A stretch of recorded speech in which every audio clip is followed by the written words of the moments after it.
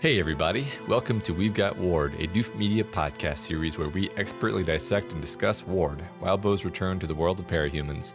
My name is Matt Freeman and this is my host, Scott Daly. He has many labels, but in every incarnation, or with any label worn, he's a man who cannot be swayed from his path of hating anime. This is the weekly podcast where Matt and I eagerly dive into Wildbow's world of Moose, the brutal death of long-loved characters, and alien-based death powers as we analyze and interpret this ongoing web serial. This week we are continuing Arc 12 Heavens with Chapter 12.4 and, Matt, Chapter 12.all. Victoria's hatred of eggs comes back with a vengeance, and then it's shard time, baby. Matt, what did you think of these two chapters? I have a very difficult time summarizing my feelings on these two chapters, honestly. The first one, a Victoria chapter, was great in any number of ways, very satisfying. And then, of course, we get the Shard point of view chapter, which I was basically processing ever since I read it. And I still feel like I'm processing it is the thing. Yeah. Like I'm looking forward to this discussion because normally I walk into the discussion, we've written the script, I feel like I have my thoughts in order. On this one, I'm like, yeah, I really hope that you have some smart things to say for me to bounce off of. Because it's not that I don't have thoughts. It's just like, wow, it's all still bouncing around in there. Yeah. Like 10 bouncy balls charged with explosive energy. Yeah, it's a type of chapter that I think, like, I'm not going to sit here and call it my favorite chapter in this book. I think there are some things about it that I don't like, kind of related to the whole structure of it. Like we were talking last week or the week before about how some of these interludes just like structurally are these kind of works of art where they just kind of rhyme and play off each other in wonderful ways. This doesn't have that, for I think obvious reasons, but the content of 12 All is like the type of stuff where every line like means a new thing or could mean a new thing about the themes of this book, about what this book is exploring, about what it's doing, about what it's going to say going forward. And I'm not confident in like any of the stuff that I'm about to talk about, but it all is so rich and deep with meaning for me that I just want to put it out there in the world as just like things I'm thinking about that the book might be swinging back to, and then we can see as we go. That's like my whole strategy with a chapter like this, because it's just there's so much. Reminds me of the Scion interlude, but I think it's actually much denser. Like it's shorter than the Scion interlude, but it's also much denser in that, like you said, every line is like even if it's just word choice, it's a little bit of a wrinkle on what we thought we knew about the shards and the nature of this world. Yeah, and I think there's a lot of stuff, like, I don't want to say hidden, because that means like it's just not necessarily designed that way, but just like some subtle stuff that I think means a great deal when you think about it. Well, yeah, I mean, there were things that I was like conclusions that I was still coming to today as we were talking about this. Yeah. And, you know, for the permanent record that we're recording this like 2 days later than usual due to illness. So right. Yeah. I'm actually like, I'm glad you're feeling better. But I was also kind of glad that we were forced to delay, because it allowed me to sit with this. I've read this chapter 10 times, and it really allowed me to sit with this and think about it and ponder, you know, it from a high level. I mean, we're gonna talk through some of the low level stuff, but just like a high level thematic level of what all this stuff means is something I'm really interested in. So yeah, but we're not going to give short shrift to 12.4 at all. No, we can't. We can't. Yeah. So before we get into that, though, some quick announcements. First up, March's Madness is live. If you head on over right this minute to doofmedia.com/March Madness, you will find all the voting for round one of our big character on character tournament. that the round one voting will be open until this Sunday at midnight Central Time. So you have until the end of the week to put in your votes for round one. At the end of this episode, Matt and I are going to go through some of the matchups and talk about some of the things we pick. But just wanted to get that off at the top. Go vote in this right now. The response to this has been exactly what I wanted it to be. So I'm very happy that this is working and people are having fun with this. If you haven't voted yet, go do it. Go do it. Go do it. Yeah, we'll talk more about that at the end. And then just yet again, wanted to remind everyone to go check out Deep Impact on the Doof Network.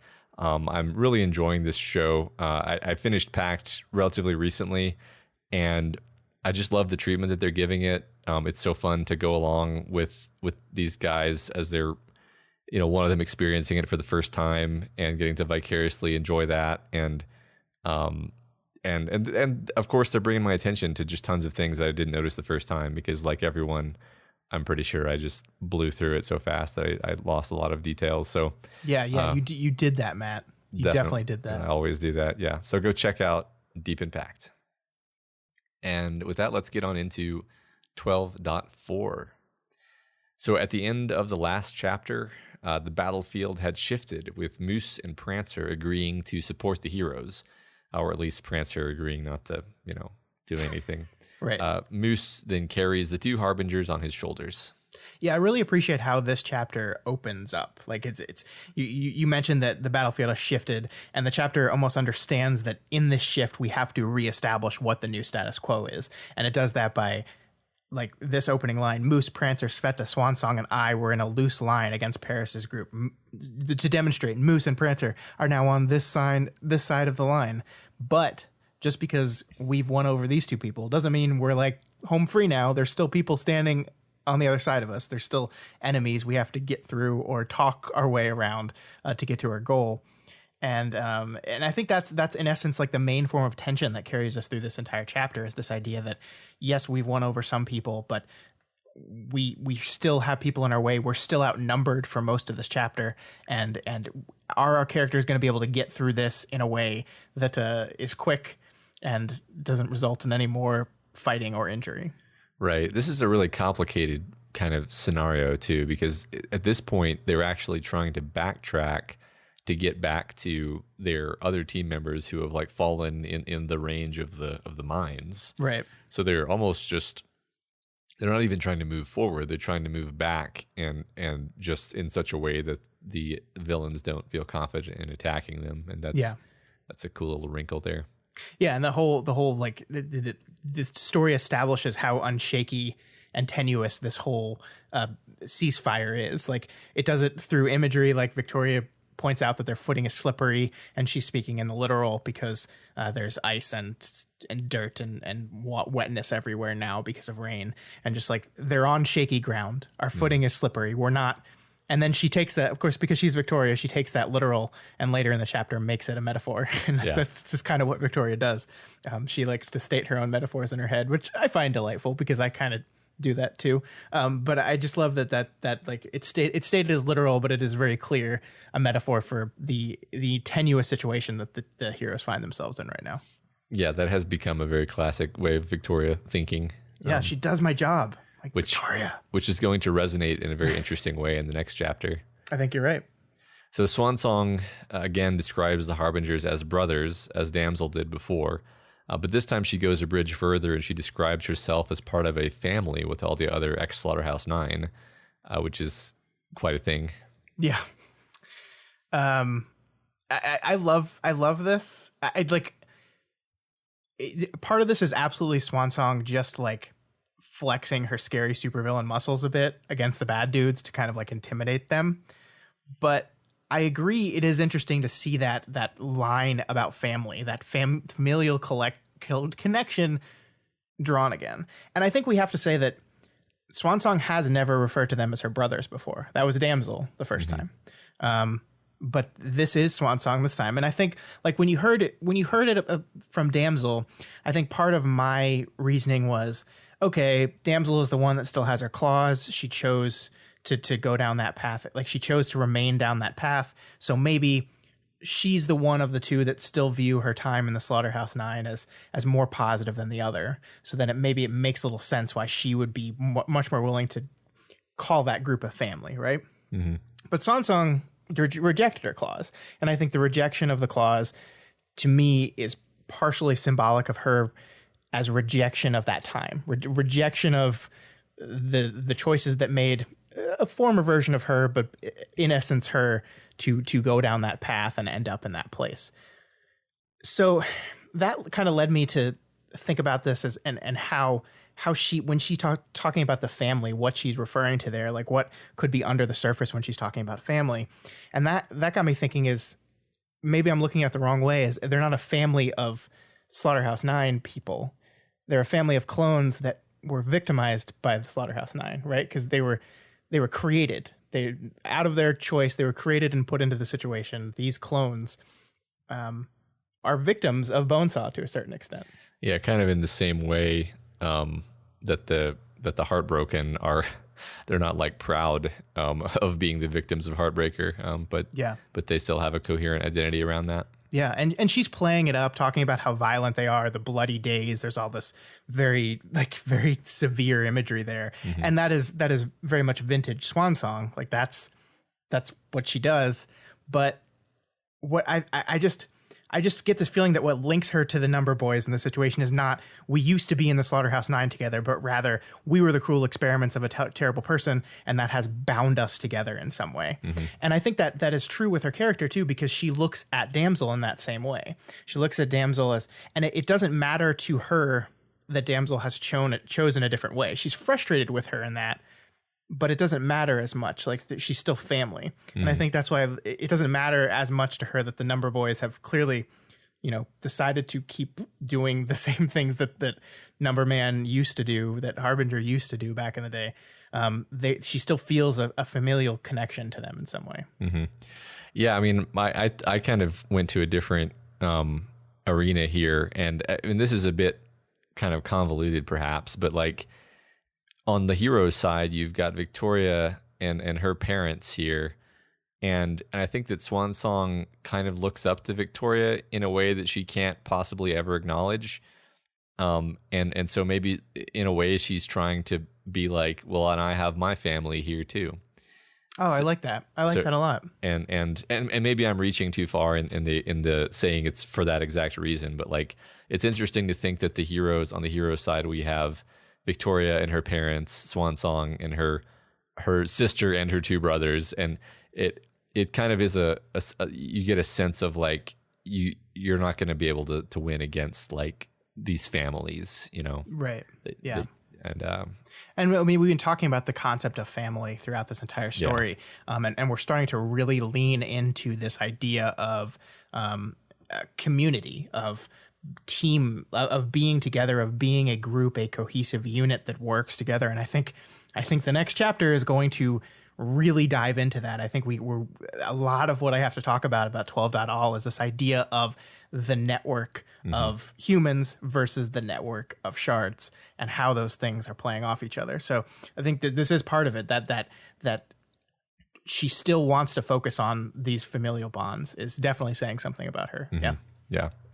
So yeah, Swan Song continues on this monologue of trying to psych out the opposition, though Victoria also attributes her chattiness to frustration and pain. I love this moment when Harbinger says he wouldn't be able to beat all the opponents. When Swan Song like is obviously trying to engage him in the banter, but then he says if he had 4 rocks and a little bit more power, he could. And then I just like this bit where she says, and Jack said you were one of the scariest of them. I am. We are. Which is why, ideally, I'd like 4 rocks I can throw, my power 85%, and 1 nail or pin. Because beating them isn't enough now. Both sides of this equation need to be balanced out. Harbinger scares the shit out of me. Yeah, it's a wonderful and a dear God, these people are scary kind of way. What's he gonna do with the pen, Matt? Yeah. What's he gonna do with the pen? Yeah, it's like you're just like that's what's wonderful about this section, and we've talked about this before, so I don't really want to re-go over this, but this book and Wildbow's ability to write banter between characters continues to be one of like my favorite parts about it. And this is a scene that is absolutely true in that the banter between Swansong and one of the number boys here is just great. And this is absolutely part of it. Just like this casual introduction of a nail or a pen. We don't explain what that means, but I mean, like we're already hinting towards a fate worse than death, right? That it's not enough that we just kill him. The equation needs to be balanced out. Is vague enough to be horrifying. Right. It's vague enough, and that's just the priming moment before it actually kind of gets enacted later on. Yeah. We'll talk about that. Yeah. So Prancer then primes Moose on the negotiating tactic that they're going to take with the villains they're going to encounter, bringing up an old mechanic when they were road tripping. And this introduces my favorite element of this chapter. We're going to spend a lot of time on this as we go through it, but this is definitely, we're bringing it up to establish it, and we're going to explore it later. Yeah. So the team continues to make their way down the road, being trailed by Paris, Contender, Vulturehawk, and Thud, with a marginally effective Etna trailing. But now blocking their egress is Bluestocking, Bitterpill, Crested, and Birdbrain. This is the group that they let go recently. Mm-hmm. So the team is badly outnumbered. Hopefully they have recruited somebody with a higher social modifier than Victoria. It's not me. Yeah, I mean, and once again, we're reminded of the unsteady ground that they walk on here.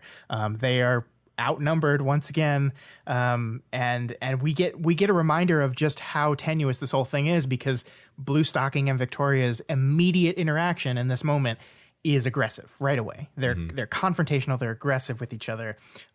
They're blaming each other for things, and Bluestocking goes down this line of thinking that is like, look, you're crossing the line, and Victoria's like, no, they crossed the line first. Like, we're not going to be pleasant. And then it's like, no, Etna didn't do this. And she goes, well, they were helping the people that did.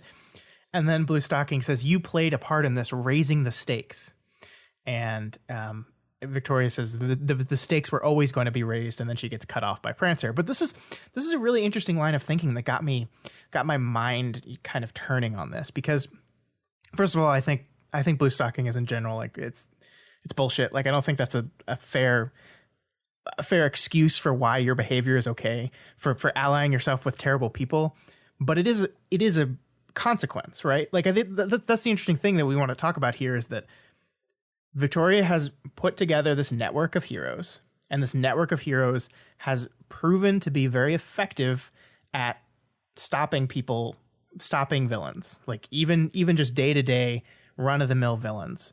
And when you turn up the pressure on the villains like that, they get desperate and they turn to worse and worse people. I mean, this is literally the Dark Knight, Matt. Like, this is like they put up the pressure on the gangs in Gotham, and the gangs turned to someone like the Joker because they were desperate. And then things get worse. And that is not to say that this is Victoria's fault. That's where I think Bluestocking takes it too far. It's not, you cannot say, oh, because you were trying to stop crime, you made things worse. No, that's bullshit.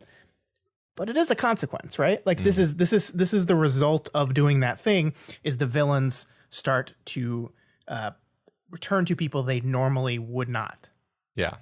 Yeah, and it's the same thing that's happened with, the drug laws in the United States, that by criminalizing more and more things, it pushes everything underground into the hands of the most violent, ruthless people. Right. And I mean, I think what Victoria is saying here is the stakes were always going to be raised. I think what she's talking about is that Cradle was always going to do this. He was always going to do this thing.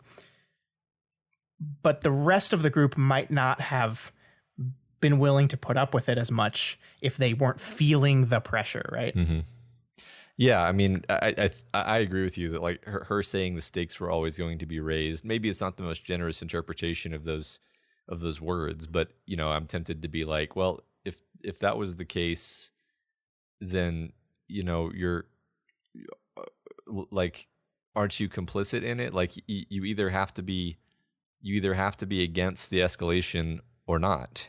And you have succumbed to the escalation, and maybe that was necessary, but let's not pretend that, like, if the stakes were always going to be raised, then what was the point of even trying? I don't know. I'm not being I mean, and I don't know if I want to go that far. Like, I don't think any hero should not act to stop crime because that acting will naturally raise the stakes and have people turn to worse and worse people. Like, I don't think that's fair. I don't think Blue Stocking's argument for why this is partially Victoria's fault holds any water. Obviously, the person primarily responsible for all the terrible things is Cradle. Yeah. And obviously the people that ally themselves with Cradle are somewhat responsible. But if we're looking at a cause and effect chain of events, I can see this leading to villains get desperate. They turn to people, they ally with people that they wouldn't normally do so. Well, that's why it's perfect that we move on into what Prancer is pitching, because I mean, like the scene is structured perfectly, actually, because Victoria is approaching this from the hero mentality, where she really has a hard time getting into the heads of like why villains are the way they are. But Prancer has always been approaching this from the villain side, but he has pretty much the same goal. Like Hollow Point was the Victoria Hero Organization for villains, right? Yeah.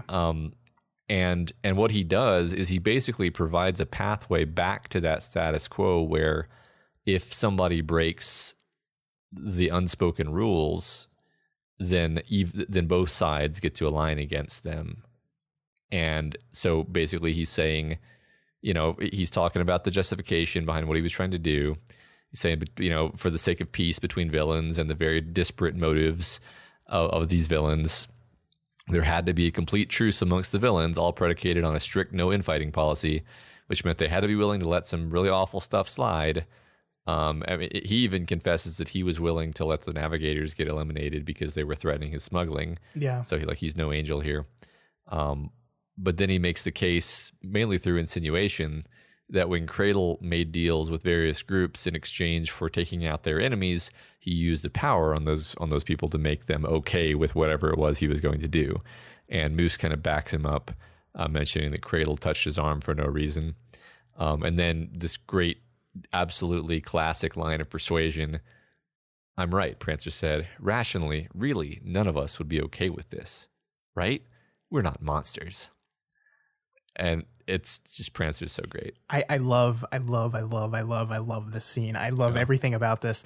I love his opening pitch. Like the funny thing about this is he starts this pitch making the case that I think is the real one.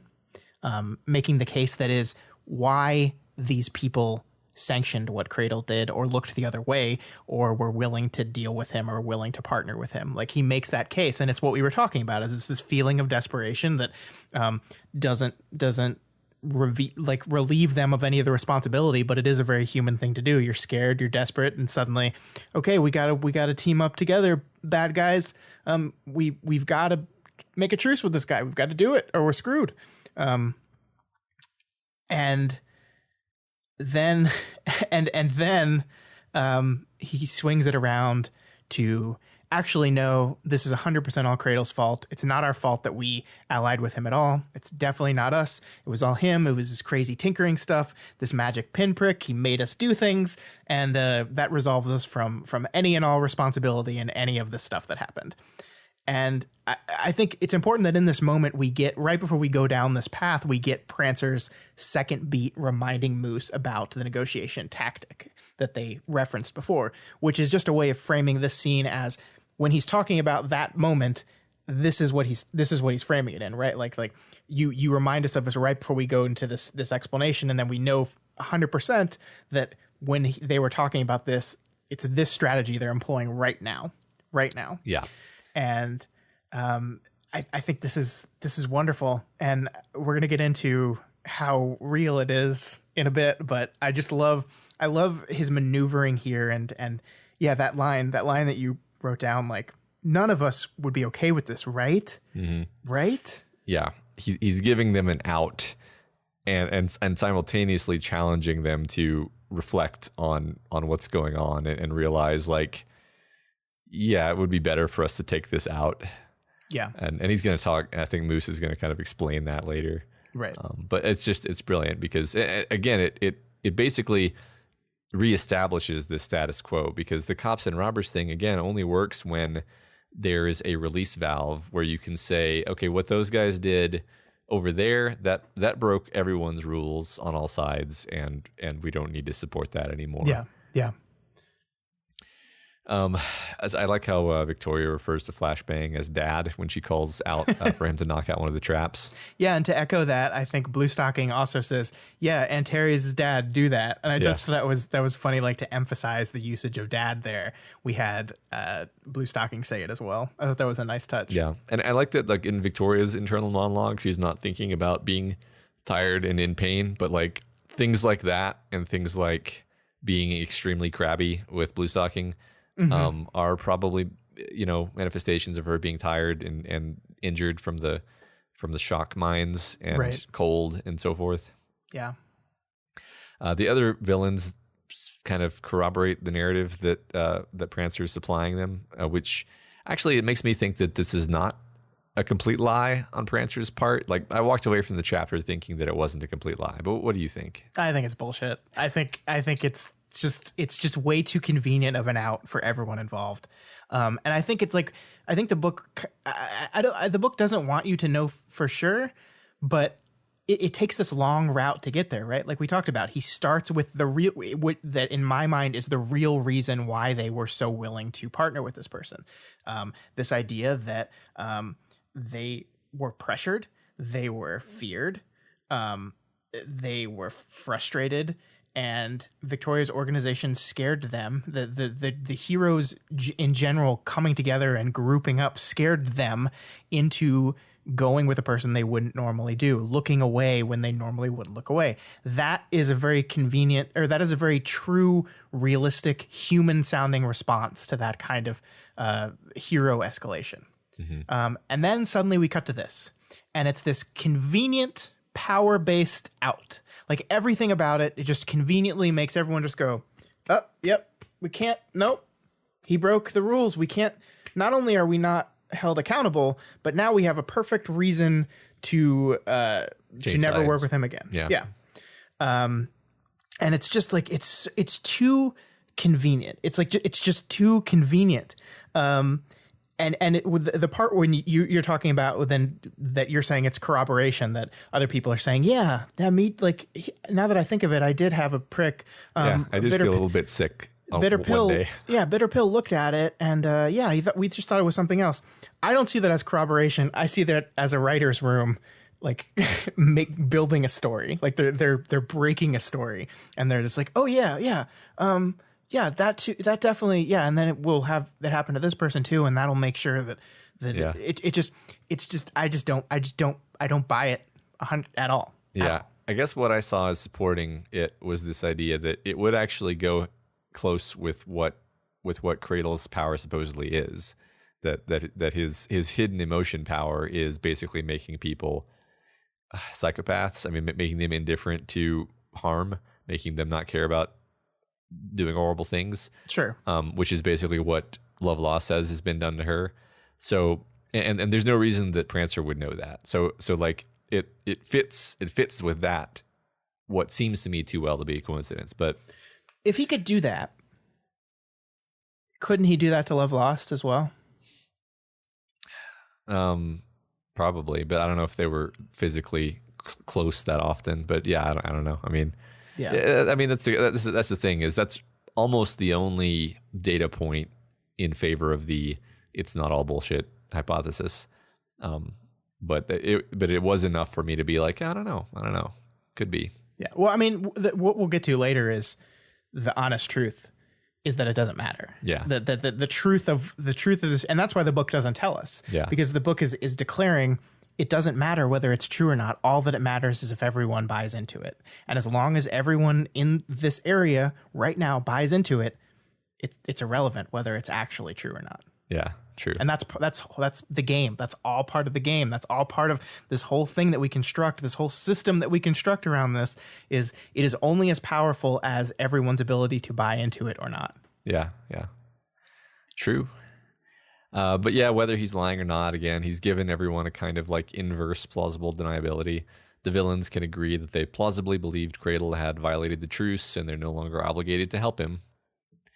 So that's plausible deniability. Yeah, not our fault. It's just such bullshit. It's such bullshit. It's too neat. Like, there's nothing this neat in this book, right? Like, not an actual like real scenario. I just there's no way. Well, there's no way. And that's why he leaves it ambiguous, I think, right. because I think it is actually better that it is ambiguous, like that it could be either way. Actually, you're entitled to your opinion, Scott, is what I'm saying. So I find Paris's mentality here utterly fascinating because he's saying basically, hey, losers, I played the game. You want to call me a monster, but I followed all the rules to the exact letter. It was you guys who lied about me being a murderer and came after me in my civilian identity. And that's the thing. Like, the rules were always a Band-Aid solution. And if you followed the letter but not the spirit, were you really following the rules? Because the rules depended on the Capes working in good faith, with both sides, hero and villain, working in good faith to kind of honor those rules. Something modern day politics. Yeah. I mean, this is fascinating because like he is so convinced in his superiority here, right? Like, I did nothing wrong. Because I was within the rules of the game, and just like he said, like if you're in line with like the letter of the rules, but not the spirit of the rules, are you really like? Yeah. It just like he's convinced here of his own superiority, and it's just total bullshit because you're right. Like, yes, he fought these guys out in the streets. That is absolutely true. But that's like, he was doing it just for the pleasure of it, just to get back against people that, I mean, he's homophobic, he's bigoted, was targeting certain people and doing certain things to them for certain reasons. That is like antithetical to the entire point of the rules. So I'm staying within the letter of them, but, it's you did the bad. And that's not to say that what Capricorn did was not fucked up, right? Like, that's the world we live in. Is, yes, what Tristan did was wrong, absolutely. To pin a murder on someone that didn't do it is a wrong thing to do, but that doesn't mean Paris gets to be like the morally superior person in this situation just because I fought people on the streets even though I was doing hate crimes. Mm-hmm. Yeah, right. I mean, the rules, it's the rules were constructed for a reason, like to keep things in hand and to minimize the escalation. And you could almost say that by violating the spirit of the rules, Paris invited the escalation that came down upon him, which is not to absolve Tristan for framing him for murder. No. But like, you can see the causal chain that led from brutally attack two of Tristan's friends to getting revenged upon. Yeah. And I think part of what we're seeing is where the rules can fail, right? Yeah. Because if the support is actually there that, yes, you technically didn't break the unwritten rules, then there's something fundamentally flawed about them. Yeah. And I love this part too, when he's mouthing off to Byron, "Don't talk to me like you're righteous. If you had any guts, you would have done to him what he did to you." And then Victoria basically calls out this as completely non sequitur because it's like not anything to do with what he was talking about. He's talking about what Tristan did to him. And then he's all of a sudden like, well, you would have done it also. If you had any guts. Yeah. Like, if you had any guts, you would have been a brutal monster. Yeah. I mean, it's like, fuck you, Paris. Yeah. That's, I mean, like the amazing thing about Paris is like, we're about to learn, like, he's this complicated individual, but like his basic like code seems to just be bullshit. Yeah. Right. Because he apparently gives most of his money to charities. Yeah. Which, I mean, it's almost as if people can be complex, multifaceted beings that aren't just one thing, right? Like, he could be terrible in every single way we've talked about him being terrible. That is 100% the truth, and still do one thing that is considerate of other people. That doesn't absolve him of the terrible things he does, but it also doesn't make it not false that he did that one thing. Yeah. Well, I mean, almost everyone has to feel like they're the hero of their own story. Right. And like they don't walk around thinking they're a monster. So this is his thing that he does to make himself feel like, yeah, it's all for the good. Yeah. I mean, I kind of hope we learn more about him, but I also wouldn't mind if this was just Paris walking out of the story either, because I feel like we've learned enough about him to make him complicated. I feel like we are going to see more about him, though. We might. I mean, who knows? It depends on which of the two people our number boy. It's true. Smacks. It's true. So anyway, the newly arrived villain team is convinced, but Paris's group is not. They offer to tell the heroes what nasty surprise Cradle prepared in exchange for letting their group leave. So apparently the nasty surprise involves Moonsong. Byron switches out so that Tristan can weigh in on things, and he says, do what you have to. Save our old teammate. Paris will get what he deserves eventually. So I want to talk about, I want to get to Tristan eventually, because I think this is a really important moment for him as a character. But I want to talk about like the shift in Paris here, because we've seen Paris, like he's holding himself up to be morally superior, right? He's like, I didn't break the rules. You're the one that broke the rules. It was your brother that did this. It's his fault. He fucked me over. I'm the innocent in this whole thing. That's why I was driven to where I am now. And then as soon as like he realizes that everyone else is convinced that they, when they were outnumbering Victoria and her team, and suddenly they are the ones outnumbered, he just switches, right? Like he just like, it's like a switch goes off on him, and he just shifts to this thing where he just looks at Byron and says, I had a taste of revenge. Mm-hmm. And it's just like this, like all of a sudden this morally superior, holier than thou person is gone. Mm-hmm. And it's like him reveling in his revenge, and he's using this is just another negotiating tactic for him, but it is like a completely different, it is coming from a completely different direction. It's not coming from I'm the morally superior one. Now it is truly, I am a monster, and it is only through dealing with me that you will stave off more monstrosities. And that's like creepy, right? Like there's like it's like a creepy shift in him. Like it's just like, whoa. Yeah. A shift, or just revealing like the way he really is. Yeah. That's a better way to put it. It's not like he's changing. I think he's just taking off a mask. Yeah, which I mean, and I think that's what's fascinating, is a person can have masks even for themselves, right? Where as he walks around his day to day, he's thinking about, you know, hey, I'm not that bad a guy, and then every once in a while, hey, I really enjoyed chopping up that woman who was mean to me one time. Yeah, Jesus. Yeah. So let's talk about Tristan. Yeah. This is a big deal for Tristan, right? Like Tristan has shown that he hates Paris, and he is irrationally angry around Paris, to the point where like there are moments when we worried he would go too far. Mm-hmm. There were moments in the story where we thought that the person that he had murdered in this murder charge was Paris. It wasn't, but here in this moment we see an angry, hurt Tristan that lets him go, that mm-hmm. says save our old teammate. Moonsong, a person that didn't like him because he was gay. Mm-hmm. And she drove him crazy. Yeah. Understandably so. Yeah. Save our old teammate. Paris will get what he deserves eventually. I am willing to let him go because our old teammate, a person that didn't like me and I particularly didn't like myself, is more important than that. And that is growth. That is him putting other people before his own needs. And that is something that we did not see in flashback Tristan. Yeah, I feel like this is a great, like, unambiguous hero moment for Tristan, where he just this isn't an occasion where he's being a hero because it looks really good. He's being a hero because it's the right thing to do here. He's taking the high road, and it's great. Mm-hmm. Love it. So yeah, I love that bit. So the trap that they're going to stumble into is that there are pieces of Tattletale, Moonsong, and presumably others set up strategically to block the heroes from shooting at Cradle.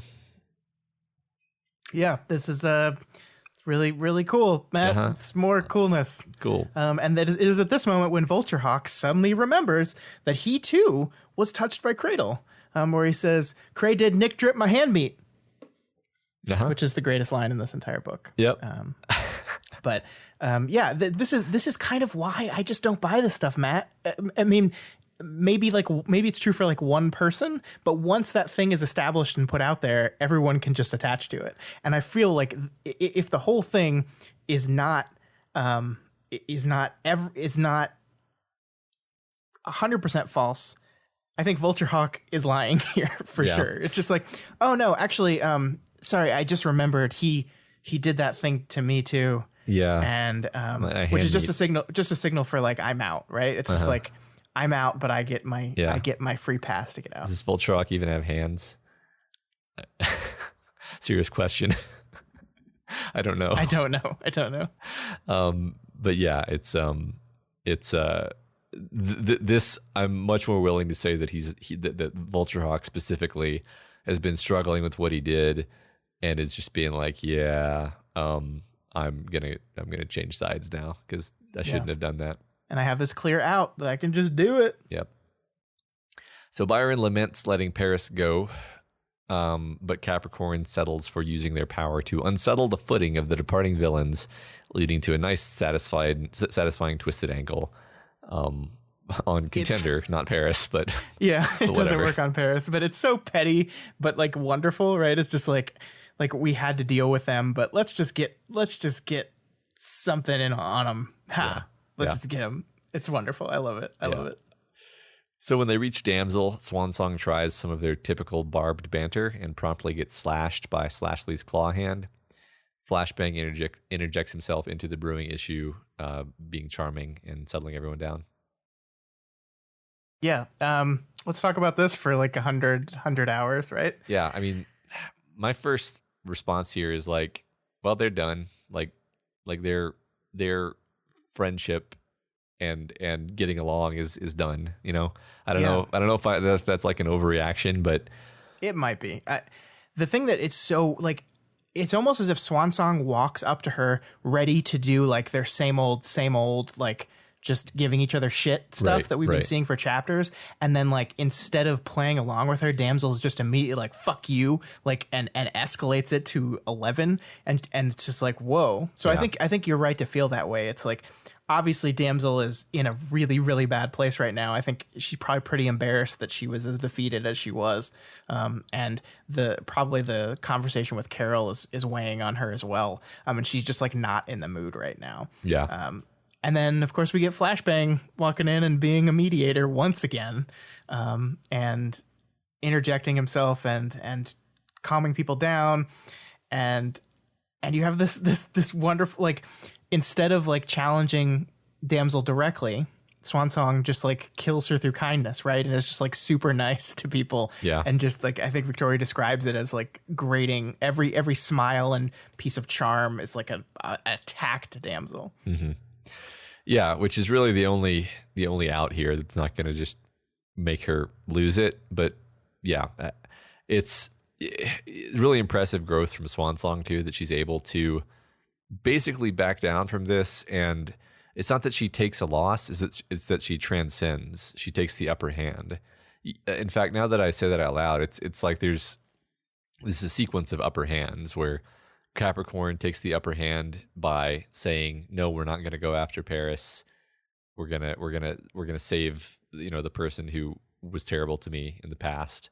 Swansong takes the upper hand by basically saying, yep, this is a situation where normally I would have lost it, but I'm going to just rise above this and be my cool-headed supervillain self, not my ranting, insane supervillain self, which at this point is her superhero self. Although the joke is that she's still talking about seducing everyone to the dark side.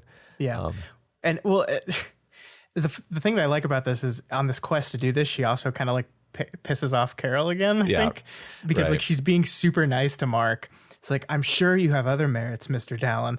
And then you just hear Carol, he does. And it's just like, it really supports our whole, Carol really don't like Swansong. Yeah. And I don't think she said it. Like, I don't think she said that to specifically poke at Carol, although I'm sure she was thrilled by the extra effect it had.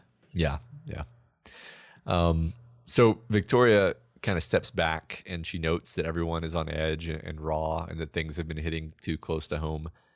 And she thinks, and all this while I was thinking of Brandish as my mom and Flashbang as my dad, because right now they were. I associated coming home at the end of the night to medical care and small talk or recaps of the night with family. Close to home. Pain had a way of bringing us that direction, and those traps had hurt, exposed raw nerves. Yeah, so I mean, she's admitting, to herself now how she is raw, not just everyone else. And she kind of looks around and explains how raw everyone is, and then eventually gets back to herself. Yeah. So she checks in with Moose, who is just such a good guy. And he neither confirms nor denies that Cradle was responsible for the villains being okay with what he did. So, yep, big question mark. And this is what we were talking about before, that it is almost immaterial. I mean, Moose says that. It's like, it works even better if it happens to be true, but it doesn't matter if it's true or not. And that's kind of where we leave it. We don't know. And Victoria's problem here is that it's letting a lot of people off the hook that she doesn't want to let off the hook. Understandably, these people aided and abetted a person who was willing to do some of the worst things ever, right? But it did what Prancer promised. It de-escalated the situation. It got people on their side. It got them to where they need to go. So those are the trade-offs you make, right? Mm-hmm. Those are the choices you have to make. Yeah. So Victoria now gives the hooded top of her costume to Swansong because Swansong's cold part of her costume was destroyed. And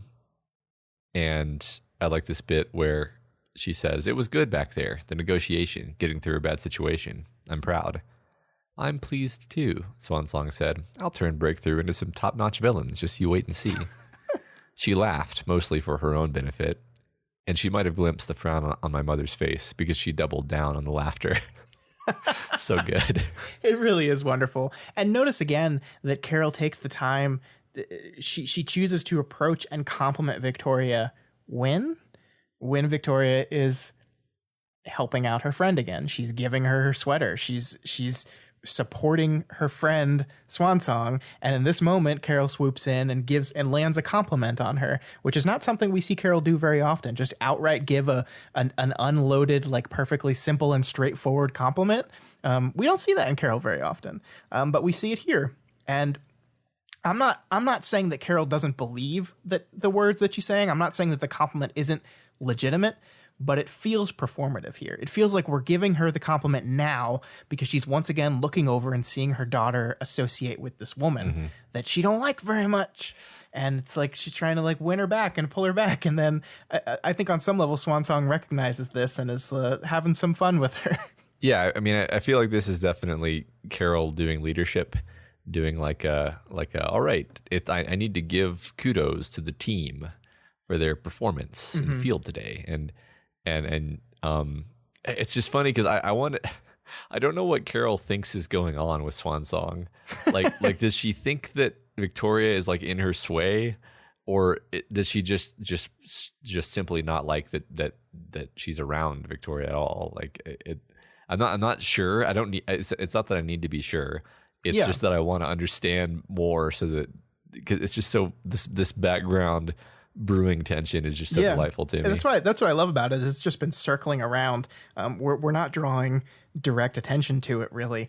Victoria's monologue is not really drawing direct attention to this that Carol is most around her when she happens to be, like, really supporting Swansong. Yeah. But it is true, and, like, I don't even know if this has to go anywhere specific, right? Yeah. I think there's can follow Carol's genuine, like, displeasure with, like, like, when I was a kid, I had friends that my parents didn't like because those friends got me into trouble, or my parents perceived them as friends getting me into trouble.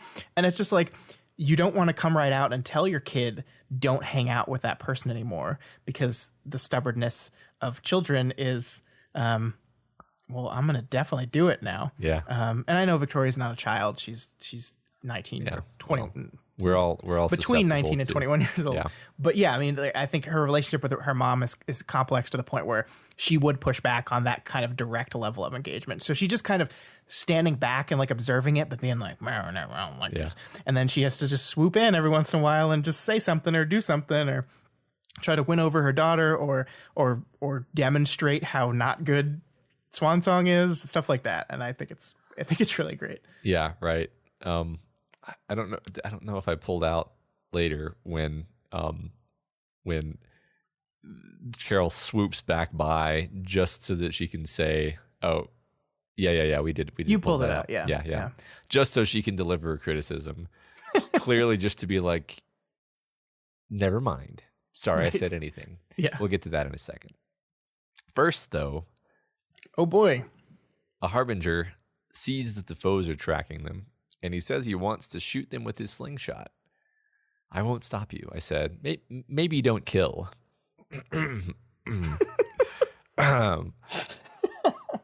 The harbinger nodded. I said I'd balance the equation. He slipped something like a marble into the slingshot, drew it back so far that one arm was outstretched, holding the slingshot itself, and the hand with the marble clasped tight clasped tight in it was against his shoulder. Killing isn't enough, he said. Wait, he released the shot.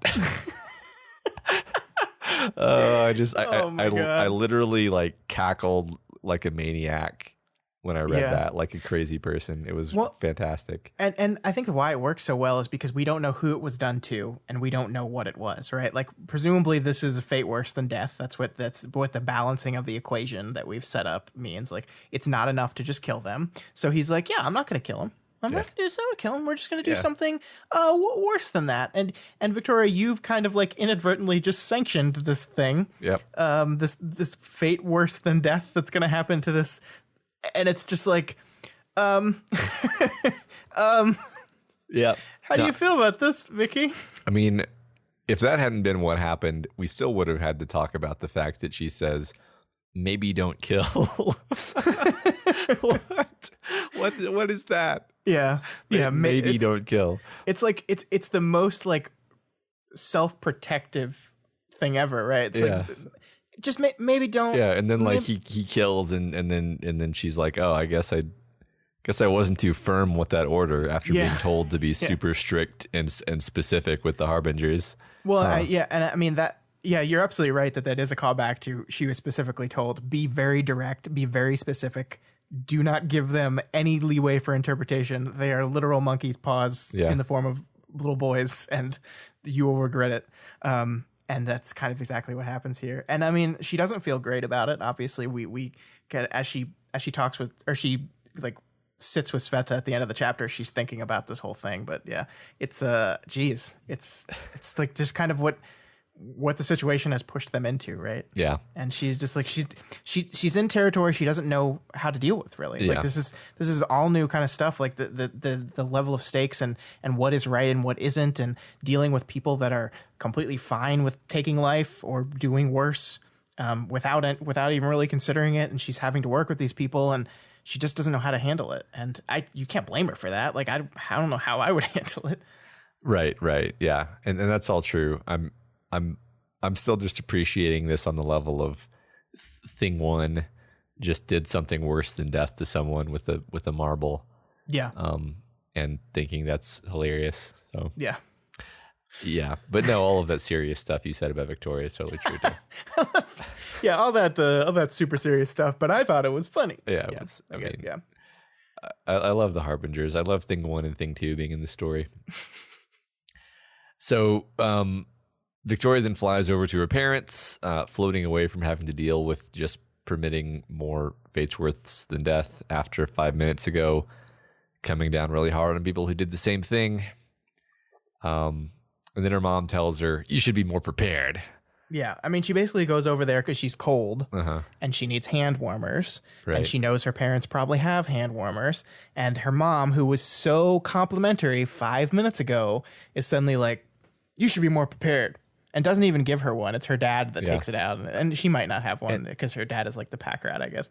I didn't put this together until now either, but part of the reason she's cold is she gave part of her sweater to Swansong. Right. So this is a direct, like, I need to be warmer now because I let Swansong be warmer. And her mom is like, well, no, because you're going to give more things to Swansong.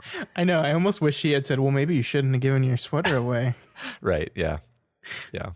But it is, I mean, like, it is so, like, Victoria's been going, like, constantly for days now, right? So, like, this idea that, oh, you're rushed to get to the portal to go stop the people who have pieces of your teammates. You didn't have time to swoop by the convenience store and pick up some hand warmers. It's just like, Carol, like, you're the worst sometimes. Yeah. And her dad just does what you should in the situation, which just silently give her one if you have an extra one. Right. Just do that. Didn't Victoria buy some hand warmers recently, which makes that even more funny? Yeah, I mean, she did. Like, she has shown preparedness in this area in the past. It's just she's kind of like out of sorts right now for obvious reasons. Right. Yeah. So Victoria then leaves the crowd to join Sveta in the darkness of the woods, just sharing space with her, venting a bit. And she thinks to herself, if only there were time, if only they were quiet, if the monsters would just stop. Yeah, I love this too, because she's like, if I could just have some time, if there could just be peace for just a little time, I could help Sveta. I could solve all my friends' problems, all my teammates' problems. I just need the monsters to stop. Mm-hmm.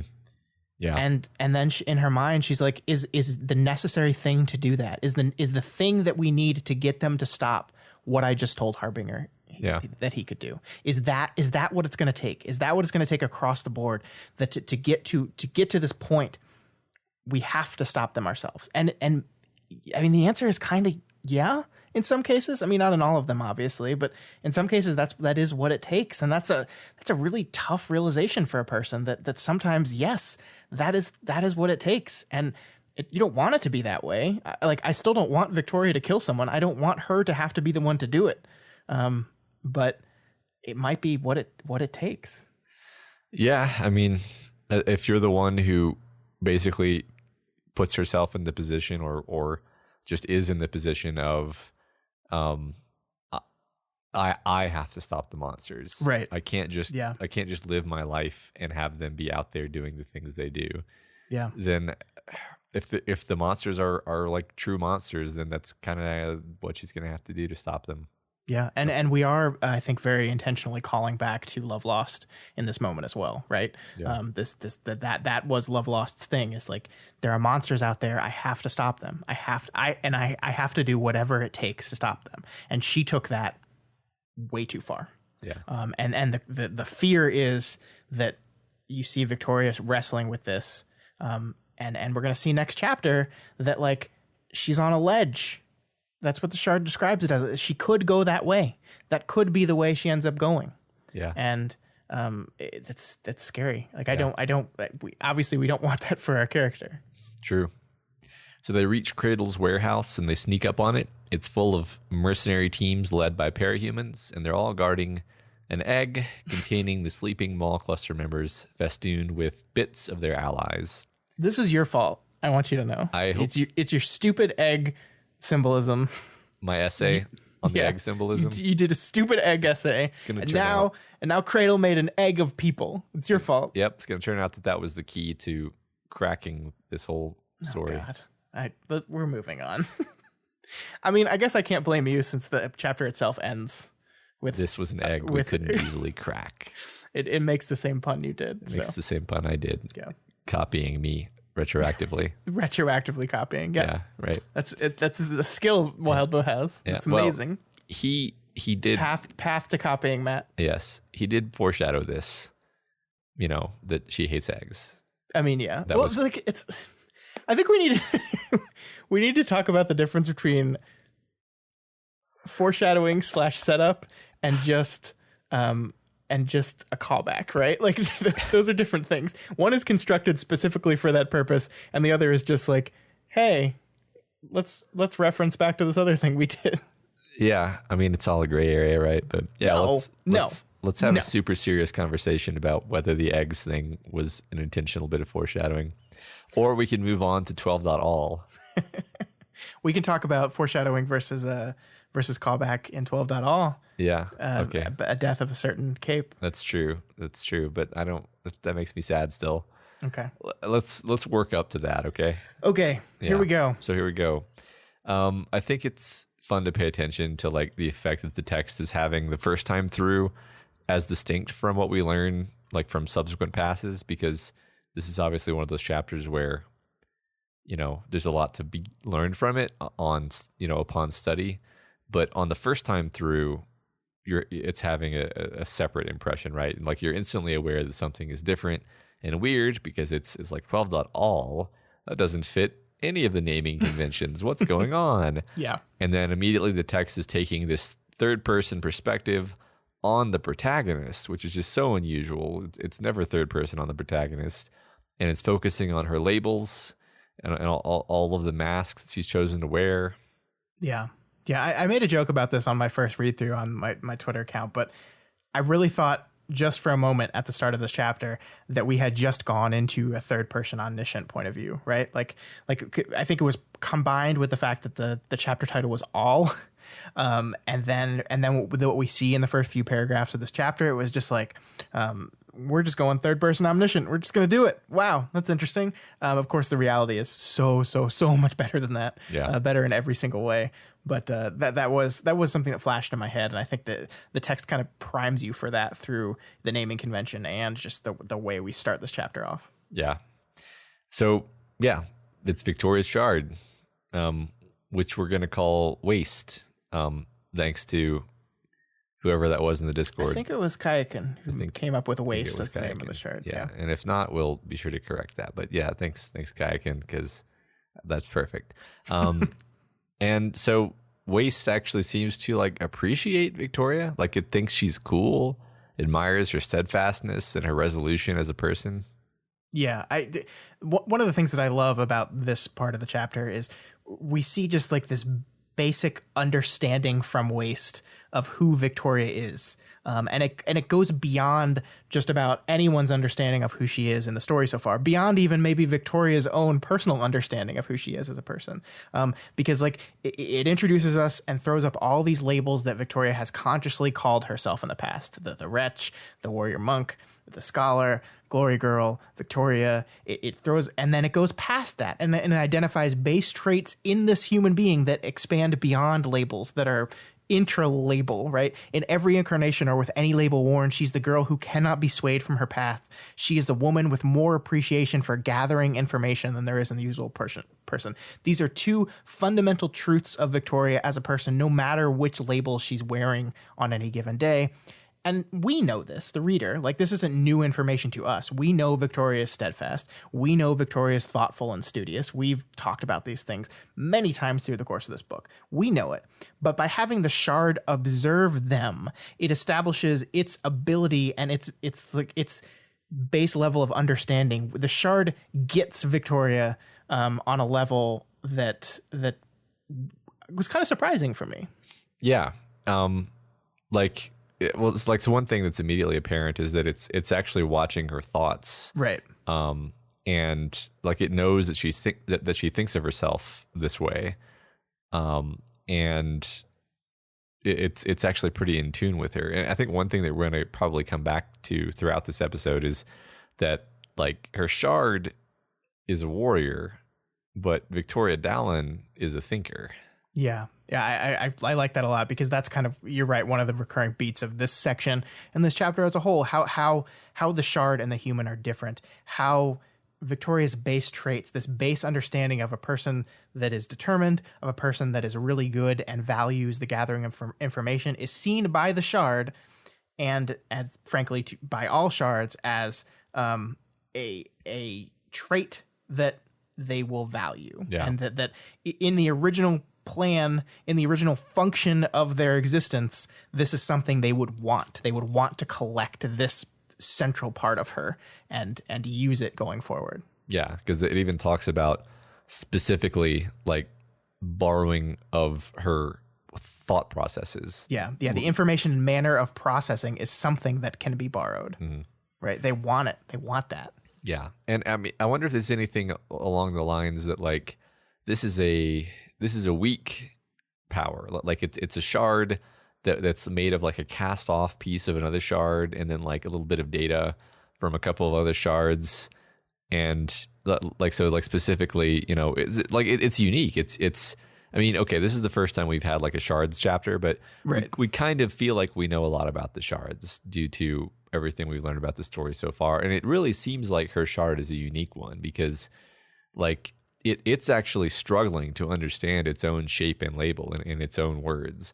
It tells us other shards bring more capability than the host needs, and then they limit it, while Victoria's shard is made of scraps of Carol's defensive power and elements of Mark's strength that he's not using, and low power pathetic broadcasts from Dean at the last second that ended up giving her an emotion power. Like, yeah, it's a weak shard. It's a weak power that she almost is the dominant one in the relationship. Yeah, it's garbage. Yeah. And I love like the flying, which is something that is so important to Victoria. Something that she loves so much is her ability to fly.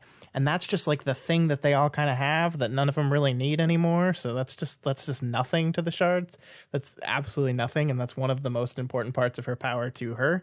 I love it. I love this. I love this central idea of them like buds, like the buds of shards.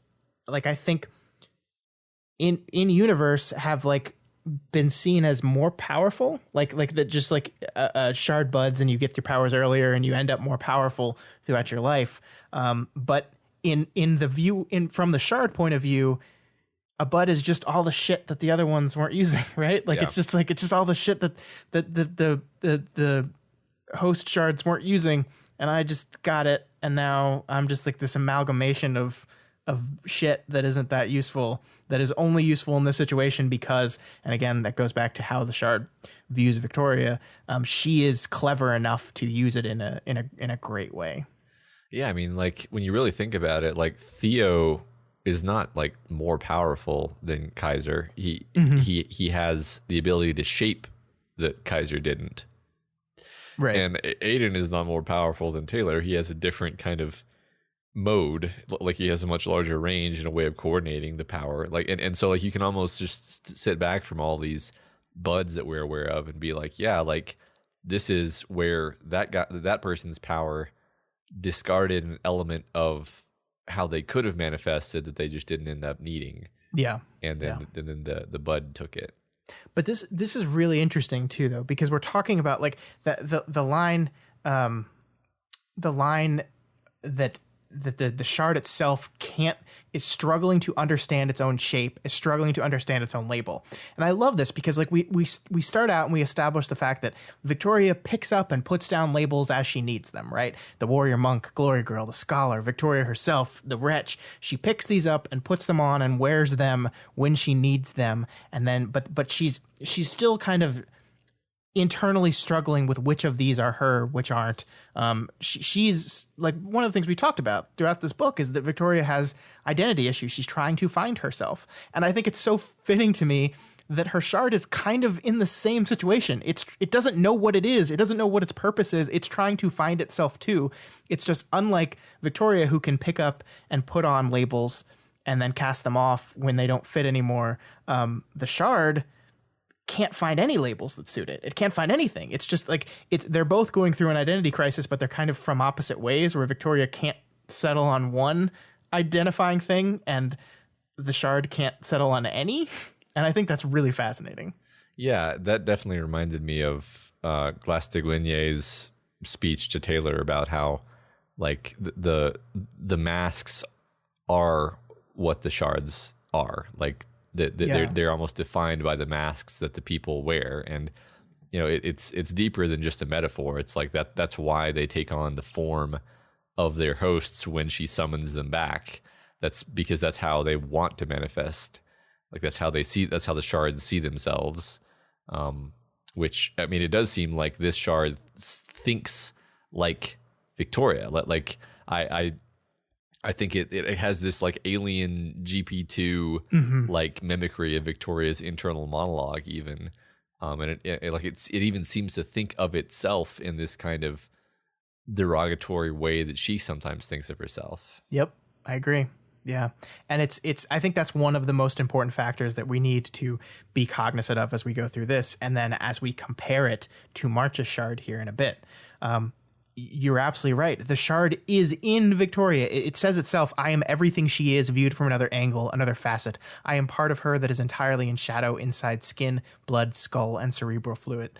The shard is Victoria and also is not Victoria, but being in her, seeing through her eyes, hearing her thoughts, feeling her feelings, it has an effect on it, right? It humanizes it somehow. Remember, like we talked in Worm about one of the reasons why Scion was defeated is because by taking a human form, by becoming human in form, he kind of became human in mental processing a little bit too. Yeah. And that's what allowed their mental pressure on him, their bullying, to work.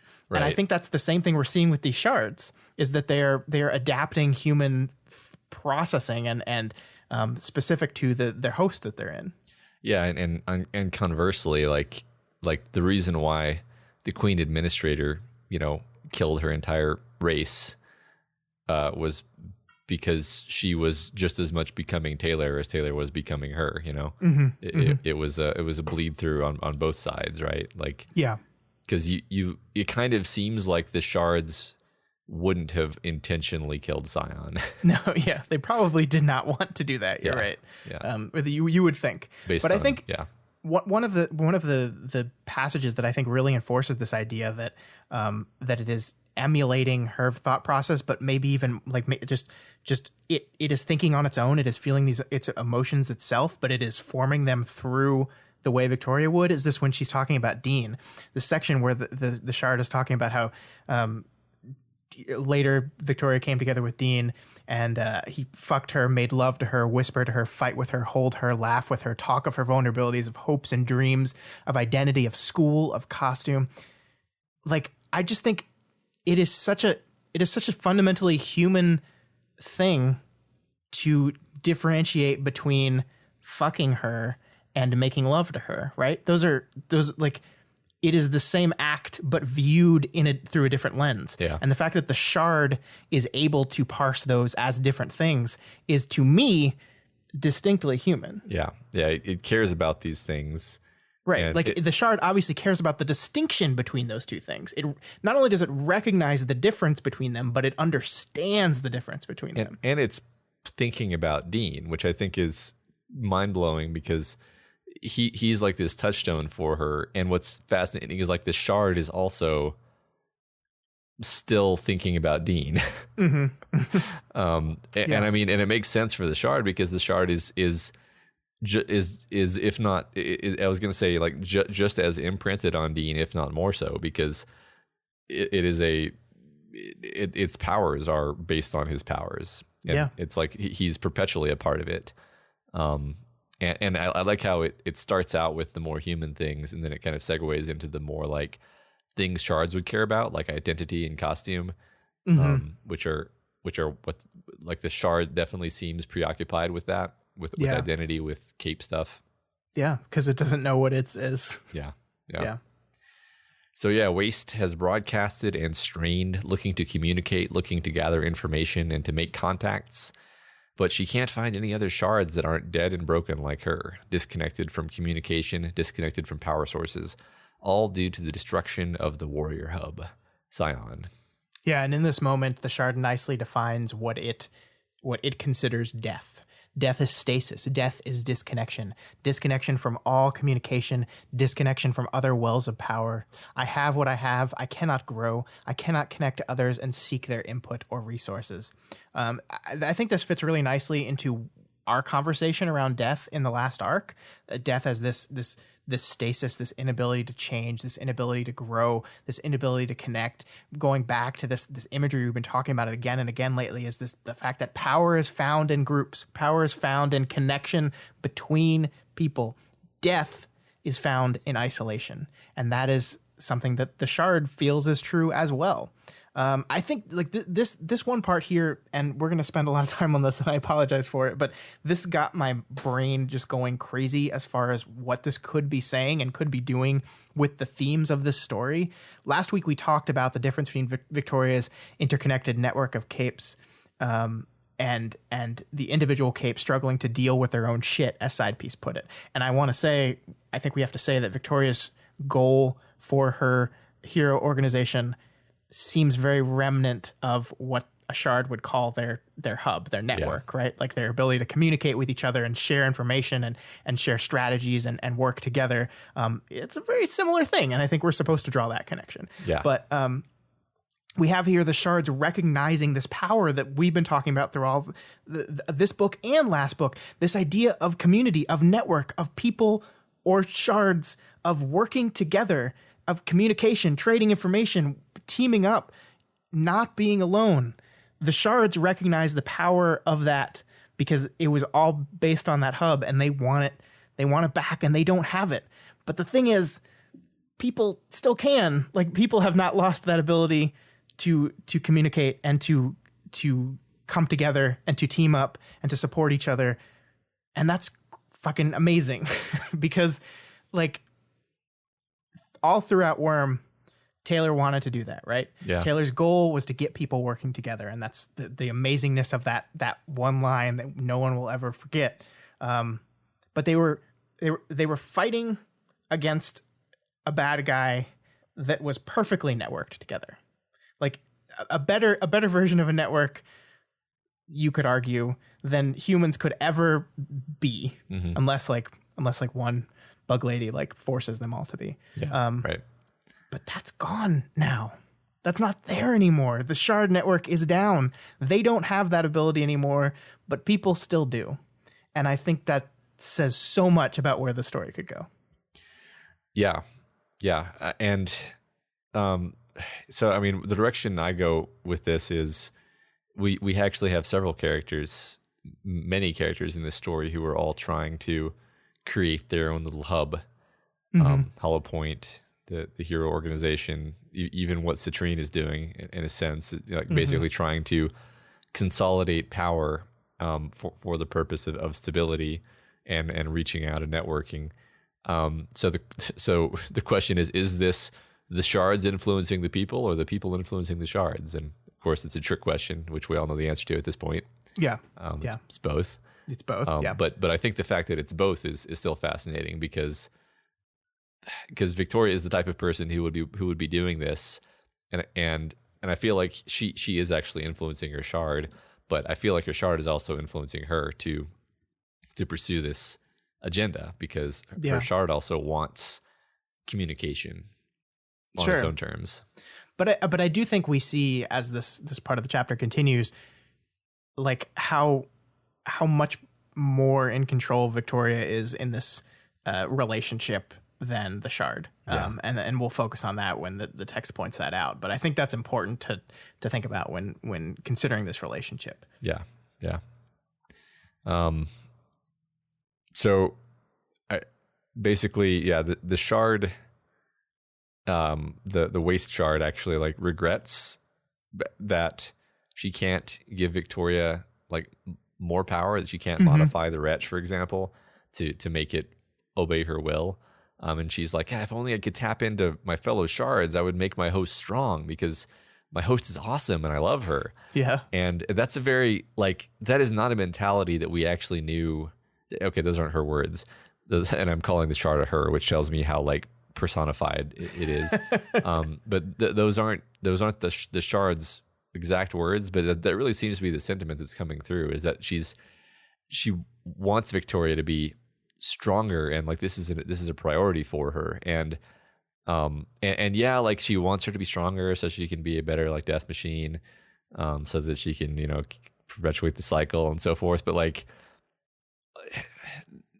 she likes Victoria. I think that's awesome and interesting. Yeah, I think you're right. But I also think this is where things start to get really, really interesting. Yeah. Because like you said, her shard basically says, if the network was still up, I could make the wretch go away. I could do that tomorrow. I'd link up with my other shards, I'd borrow power, and I could return Victoria's force field to the one she wants. You'd go back to the way the force field was before, she'd get rid of the wretch, and she'd be better, she'd be stronger. Or at least the shard's definition of better and stronger. Well, and that my first thought was I don't think the shard would bring it back to the way it was. I think it would give her like a multi-tentacled monstrosity that she was in control of now. Yeah. Right. Because that's much more shard fuckery logic, right? Sure. Yeah. But I think this is really worth looking into, because I think one of the things we've talked about is, and one of the things I've decided, and I will continue to believe this until I see something in the book that makes me think otherwise, but that one of the big things this book is exploring is this concept of recovery, about finding a way to exist, beyond your trauma, beyond the thing that happened to you, that has wrecked your life and taken over your life. And if we continue to extend our shard equals trauma metaphor that we've been talking about since the beginning of this story to broken shards, well, that starts to say some interesting things, doesn't it? Because what can a living shard do that a dead shard can't? Well, it can adapt. It can change. It can learn. And we talked about this, a year ago, about the idea that one of the most difficult parts about dealing with trauma is it's sneaky, and it can it learns how to get past your coping mechanisms. It learns how to sneak up on you when you don't expect it. It adapts to you. But now it doesn't anymore. In the extension of this metaphor, the shards are dead. They cannot change. They cannot adapt. This is a fundamental shift in how people in this story can, if they choose to, overcome their trauma, how they can beat it, because they've moved past the stage where your trauma can adapt to you, can counter you, can sneak up on you, can do all these things.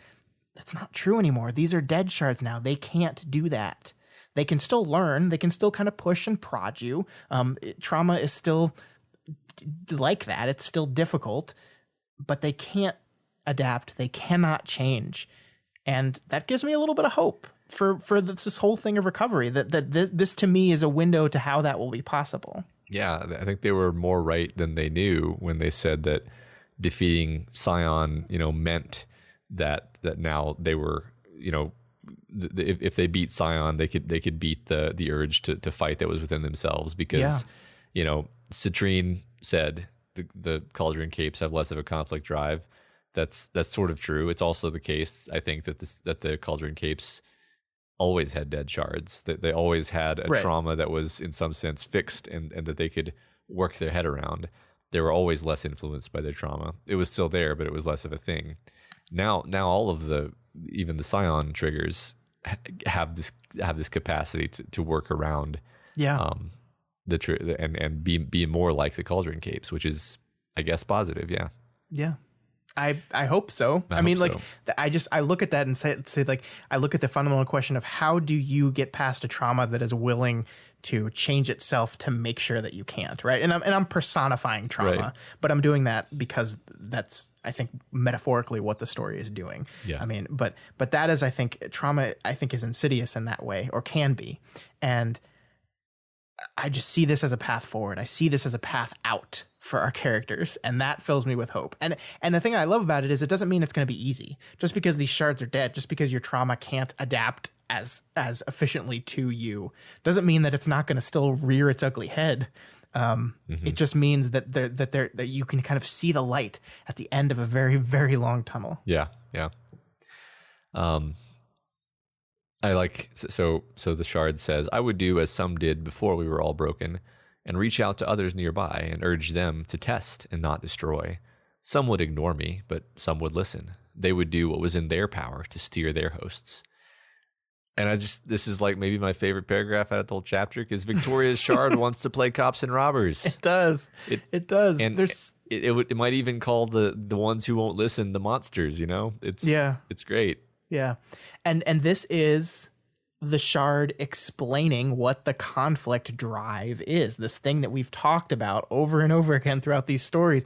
The conflict drive, how does it work? This is how it works. A shard would broadcast to all the shards around it and go, hey, let's fight. Hey, let's you and him fight. Yeah. And then some shards would respond and go, okay, let's do it.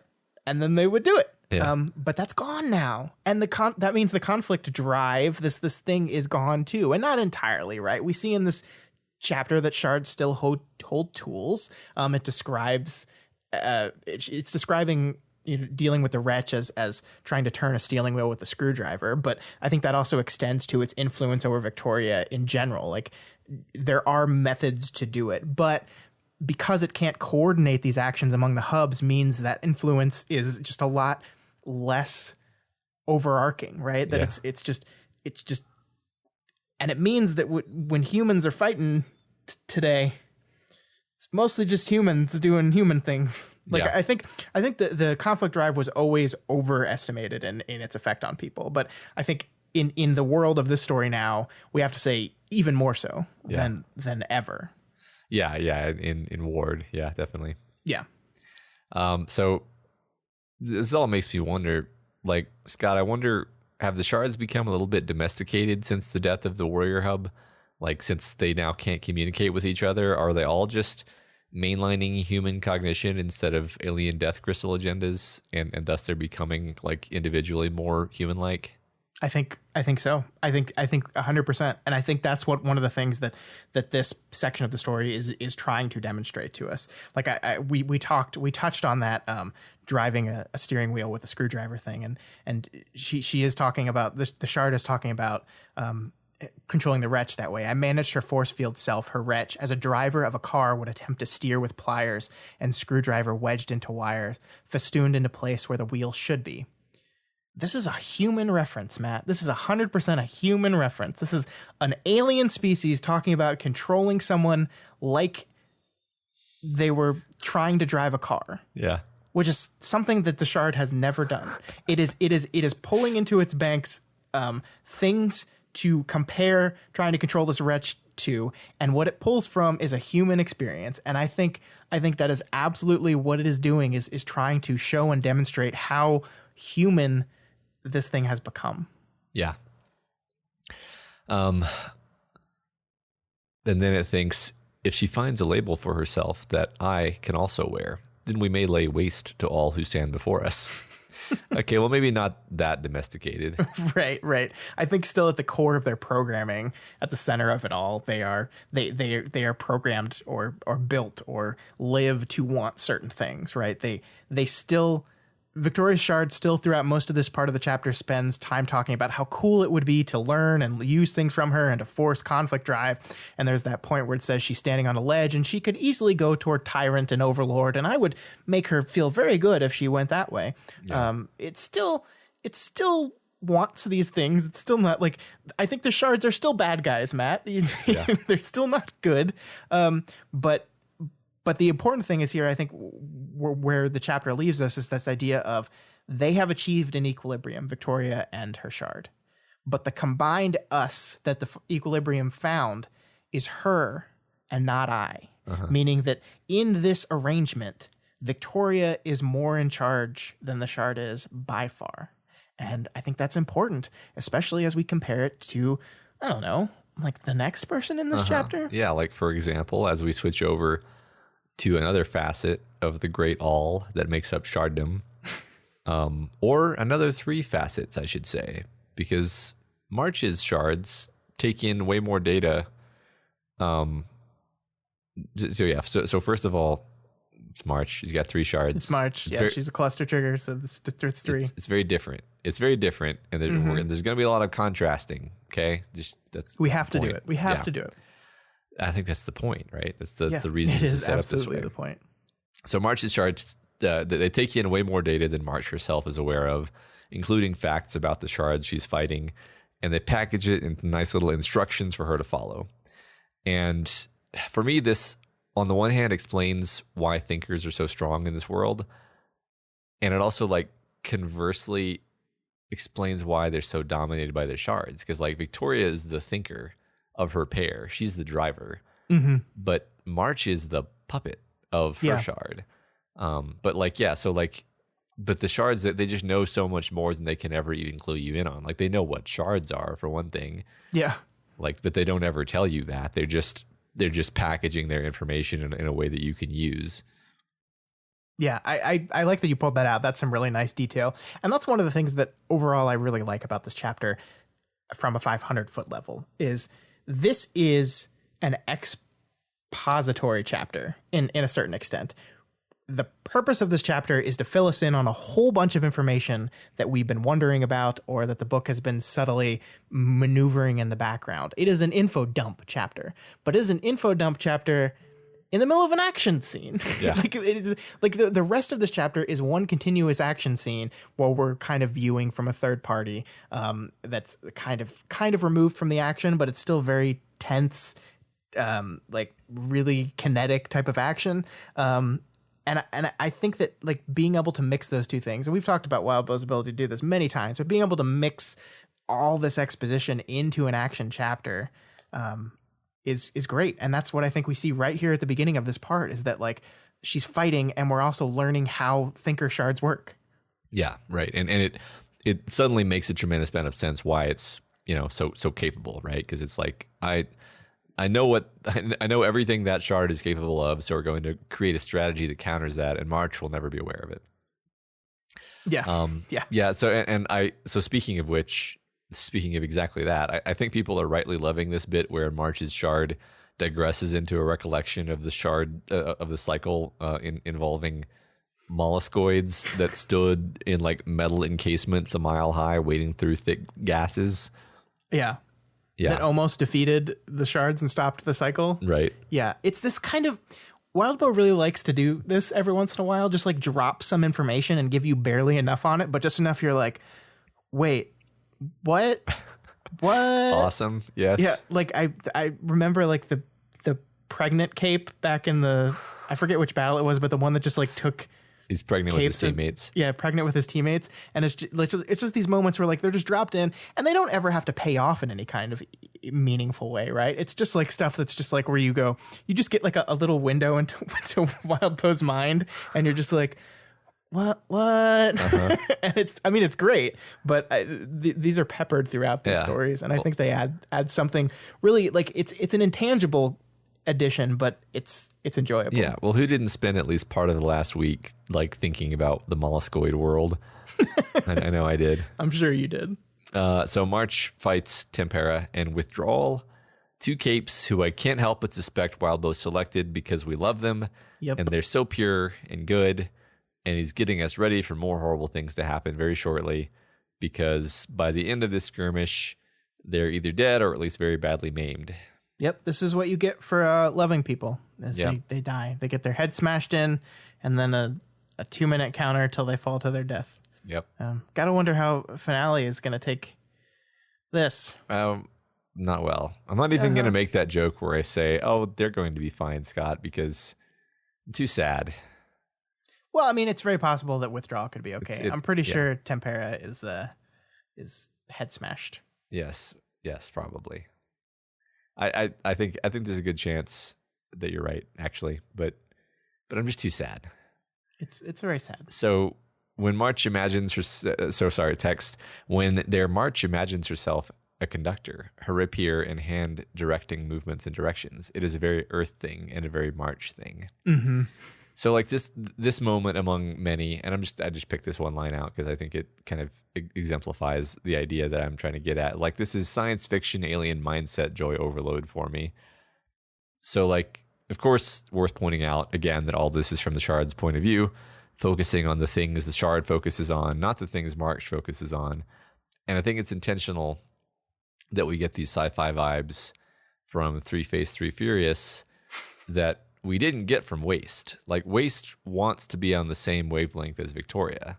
And I think you said earlier when we were chatting about this that it admires her. Mm-hmm. Whereas Three Face Off is just like a trio of alien shards who think that March is kind of a cute weirdo.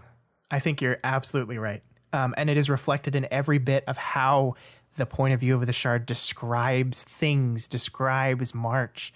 Like it calls her our little March, which is inherently infantilizing and also possessive, right? She is ours. Yeah. March seems to be just so much more of a tool of this cluster than Waste considered Victoria. And you got to wonder like why this is. And I think we kind of learn it by the end of this chapter. But like part of my curiosity around this was like just the general makeup of the shard, right? Like it could be, Waste was Waste bits. To reface isn't, or might not be. But what about the fact that Waste is a lone shard, and the three face Gateers are not? They're a cluster, right? So all Waste has is Victoria. They still have each other. And we've talked about power and community. Maybe there's power in that community in the bad way, that it is reinforcing their alien habits and they are less affected by the humans around them. I think that's true. I mean, I honestly just think that's the way it is. Like we said, Waste, uses words like we and our and almost verges on thinking of herself and Victoria as the same person, in like viewed from a different angle, whereas March is their little March. She's the little thing. They tell her what to do. They help her. They don't even. You almost don't think they would care if she died. Yeah. Like they don't seem to care too much that Homer died.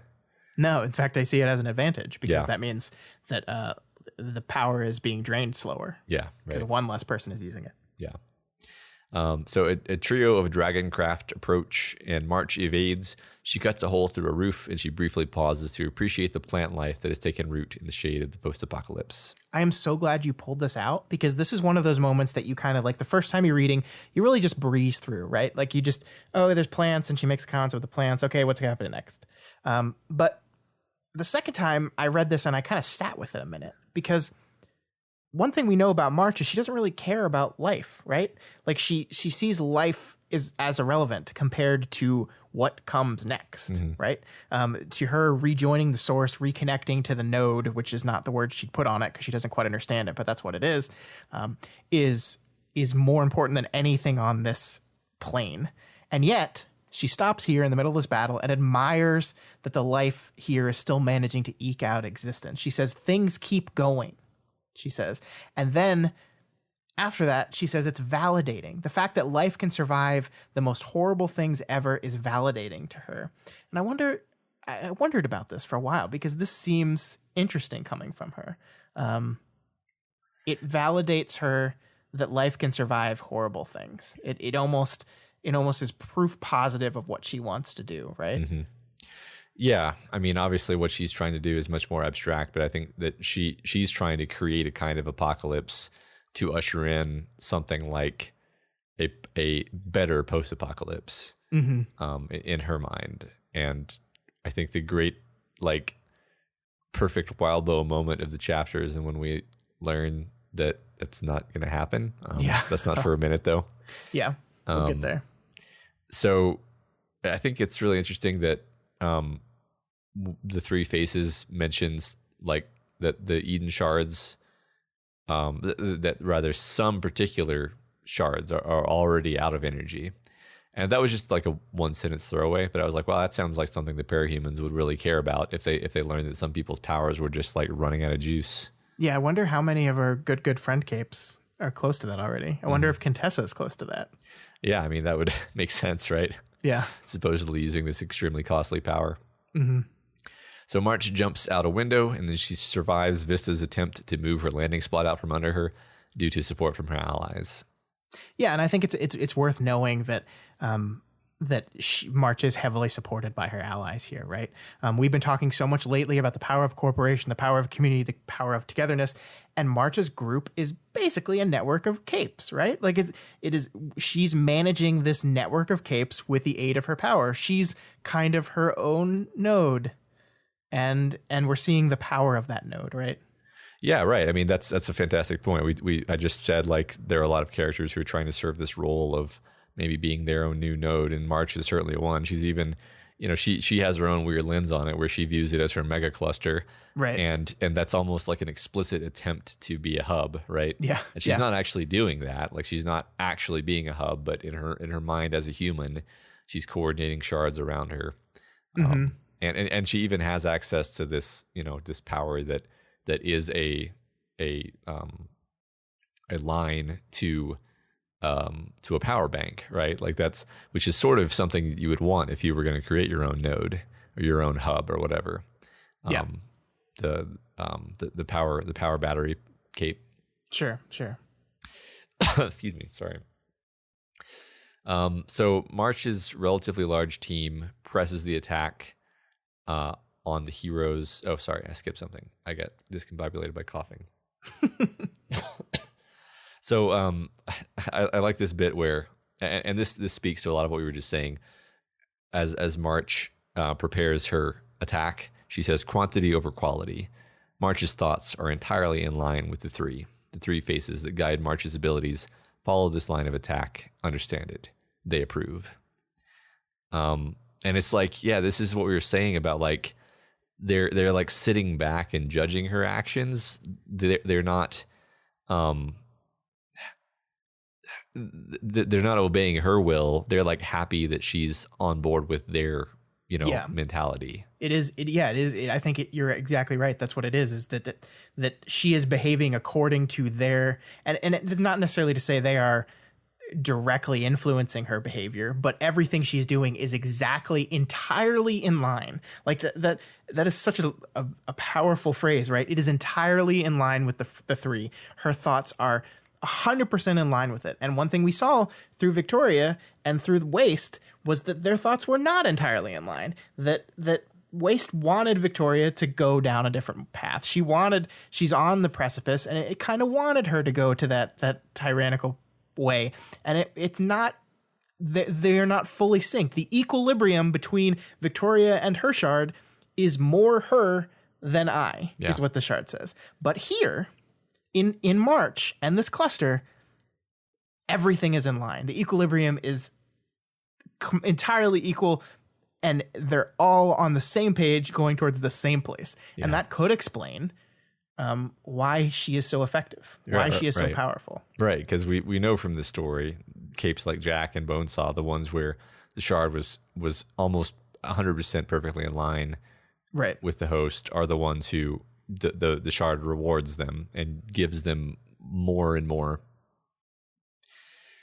I guess, flexibility with what they can do. Yeah. And just gives them victories, basically. Mm-hmm. So March's relatively large team presses the attack on the heroes' rooftop holdout.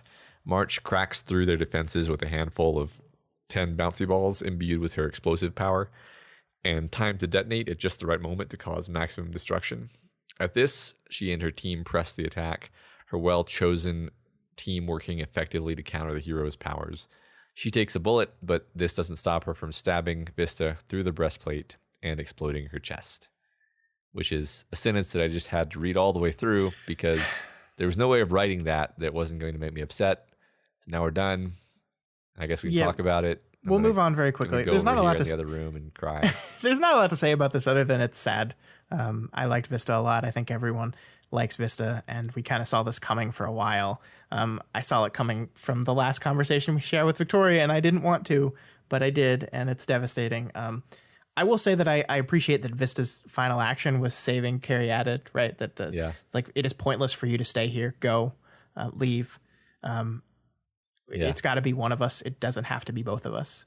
And that's, Vista goes out a hero to the end, and I think that's great. It's sad, but I'm glad she was a hero even at the end of everything. And let's not talk about it anymore. I mean, I guess just talk about the fact that like it really bummed me out. Like I was I had to that was one of the reasons why I think it took me this long to process the chapter, and why it was probably wise, inadvertently accidentally wise for us to take longer, because it took me probably a full day or two to be able to think about anything other than that, basically, to get to the point of really thinking about all the shard stuff and everything else that's going on in these chapters, because I was just like, man, like that sucks. That hurt, I was like sad. I was kind of mad. I was mad at the chapter because that makes a lot of sense, but that's where your brain goes when you're upset,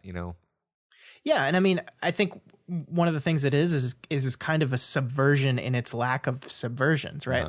Like we had this feeling of finality between her and Victoria in that conversation. Then we have, I mean, March outright declare that she was going to kill Vista. Then we see the city unfold exactly as March said it would when she was dead. And in your mind, you're like, well, certainly it can't be telegraphed this much and then do it.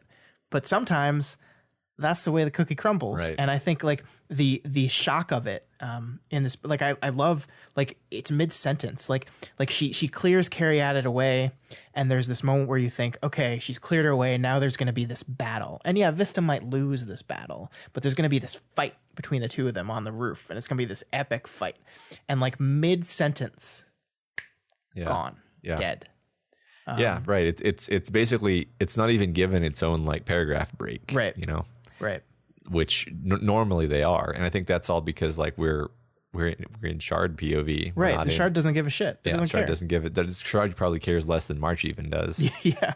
I'll almost certainly because Shards give zero fucks. Yeah. Yeah. So, I guess I just wanted to say before we move entirely on that the twist of the knife was when Defiant stops firing at the rooftop out of shock. Oh my God. And you're just like, Well, yeah, and I think that one of the things, like, all these people survived this terrible, terrible thing, and they've been fighting since then, right? There's been things they've been dealing with off world, dealing with other struggles, but I don't know if they've lost people in a while, right? I don't know if they've really significantly lost people or significantly been up against threats to where losing people was something they had to deal with regularly. Mm-hmm. And I think this is such a shocking moment for our characters that, like, they're kind of thrown back into stakes of this level where maybe they weren't prepared for it. And I think, to me, that's the subtext of Defiant's pause there, is that, yes, it's showing how much he cares and how shocked he is, but like, oh, I didn't know that was the type of fight I was having. Yeah. And now it's that, right? Mm-hmm. And yeah, I mean, other people have died. Like we've had 2 other people die in this group, and she's killed other people in the other chapters before. But this is different because it's personal for us and it's personal for him too. Mm-hmm. Yeah, right. And I think that was well orchestrated from a writing point of view, that we've seen how deadly she is, but it was all people we didn't know. Right. Not even secondary characters like Withdrawal, who we kind of like, but he's very, I mean, he's not Vista, background, right? Yeah. And they're just building up to this. So, yeah. So I just kind of a throwaway line almost, where Three-Face thinks of Foil, who is just like somewhere else entirely. Yeah. She's actually with Victoria's team, but the Shards don't make any distinction. They're just like, yep, she's over there. She's hiding in the woods, and we're also helping her at the same time.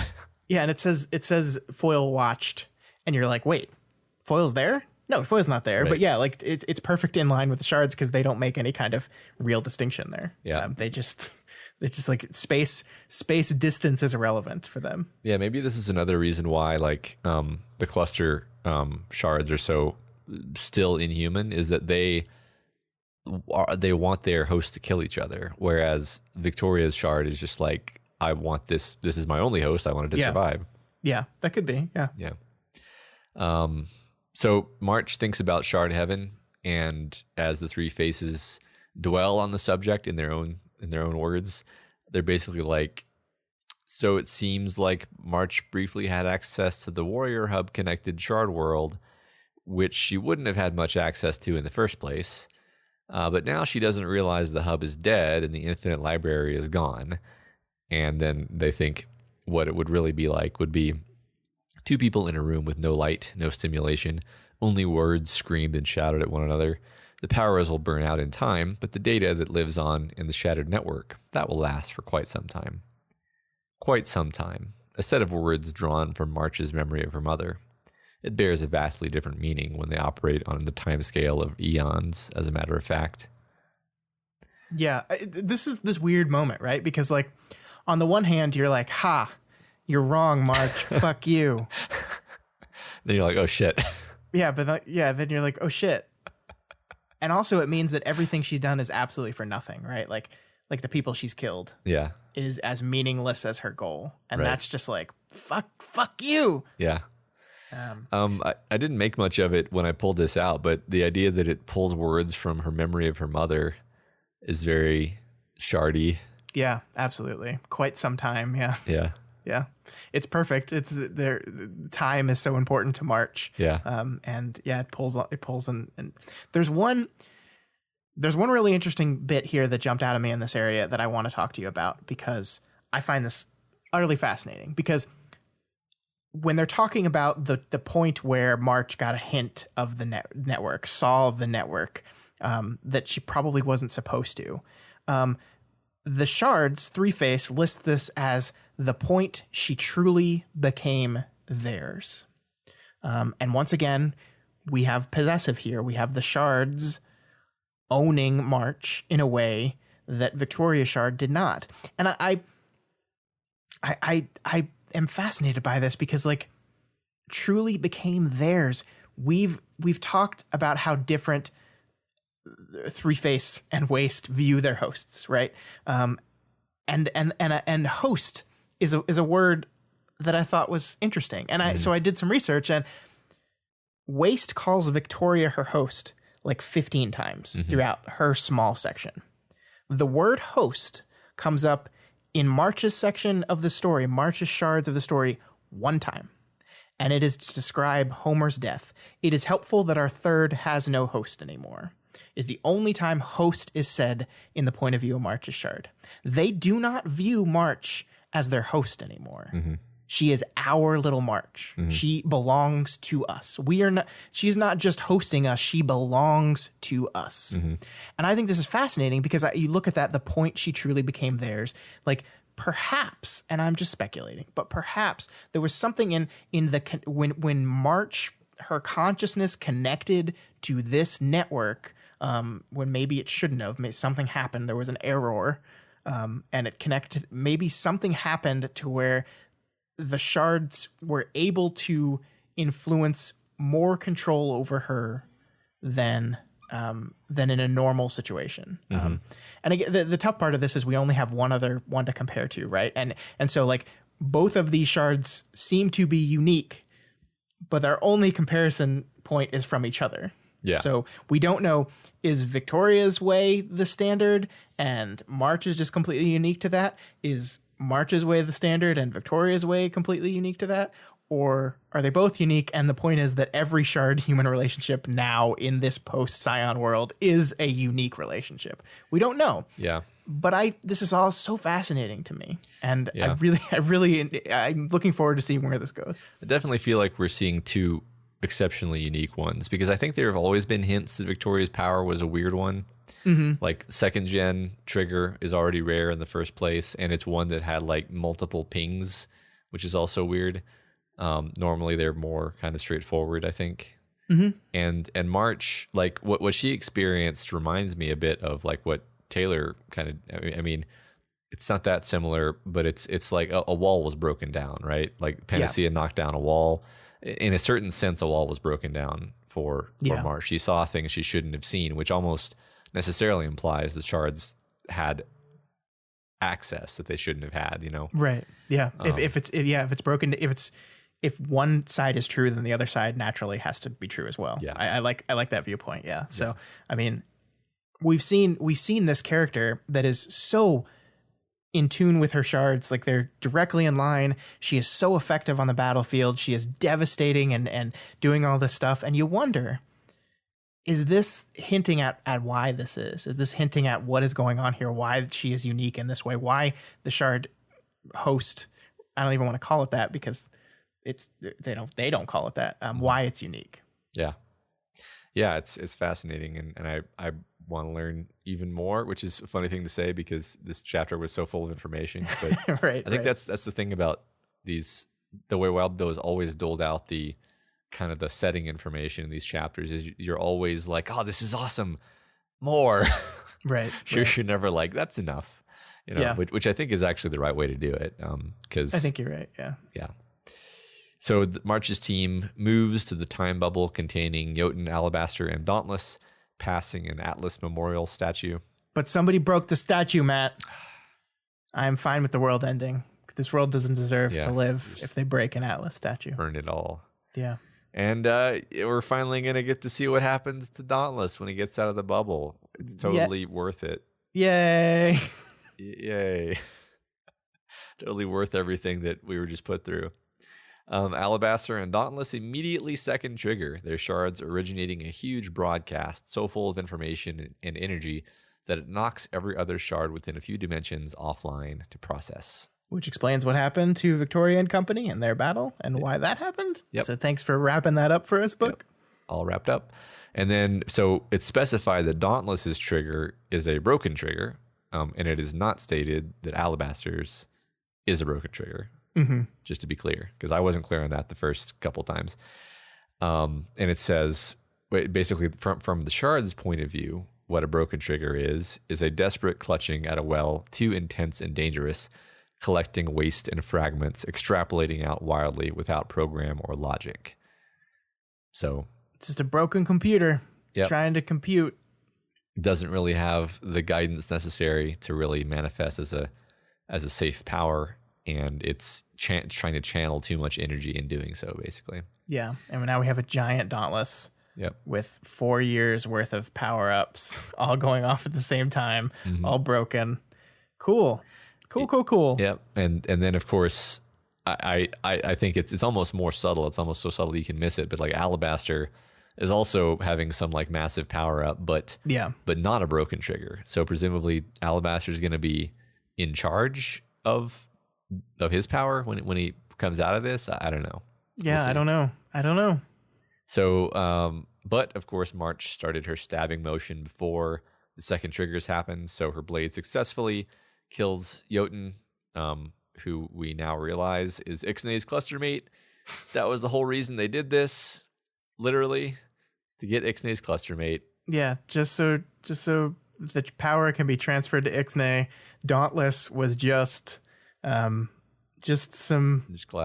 collateral that they didn't actually care about, which is just wonderful and infuriating and at the same time. All of the heroes they killed too.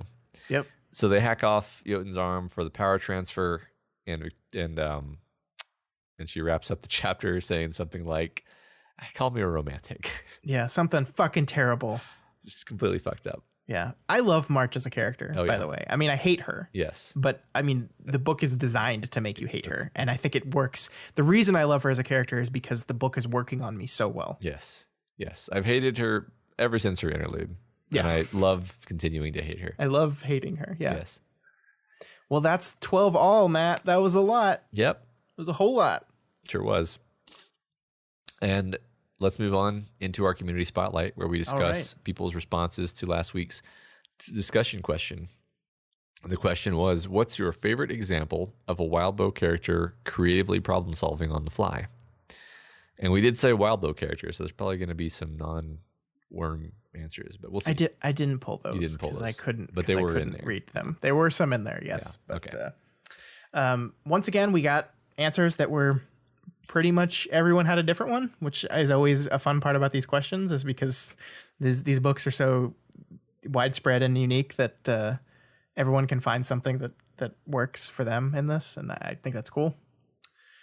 So the first one here is Survival, who says, my favorite problem-solving moment was Golem figuring out Jack's weakness. The whole chapter was so intense. The use of red-blue questions and the timer that came with them. The chapter was fantastic. Everything around it was pure gold, but Golem taking a moment and using Dinah's input to finally find a way around Jack's power was amazing. It was such a simple aspect of his power, so it makes sense that nobody picked up on it. It was an amazing capstone to Golem's quest. I love that moment too.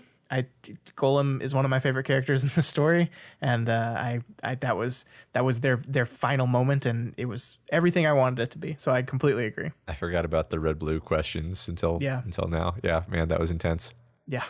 Sarah Penguin discusses Victoria's flight as her primary problem-solving tool, noting its uses both in and out of combat. I think we just pulled the combat ones, but Sarah Penguin did note the non-combat ones. So she discusses observation. The first thing she does when a fight starts is she gets up high to see what the threat is, checks for guns, capes in any hidden threats before starting the problem solving of who to hit first and how to approach them.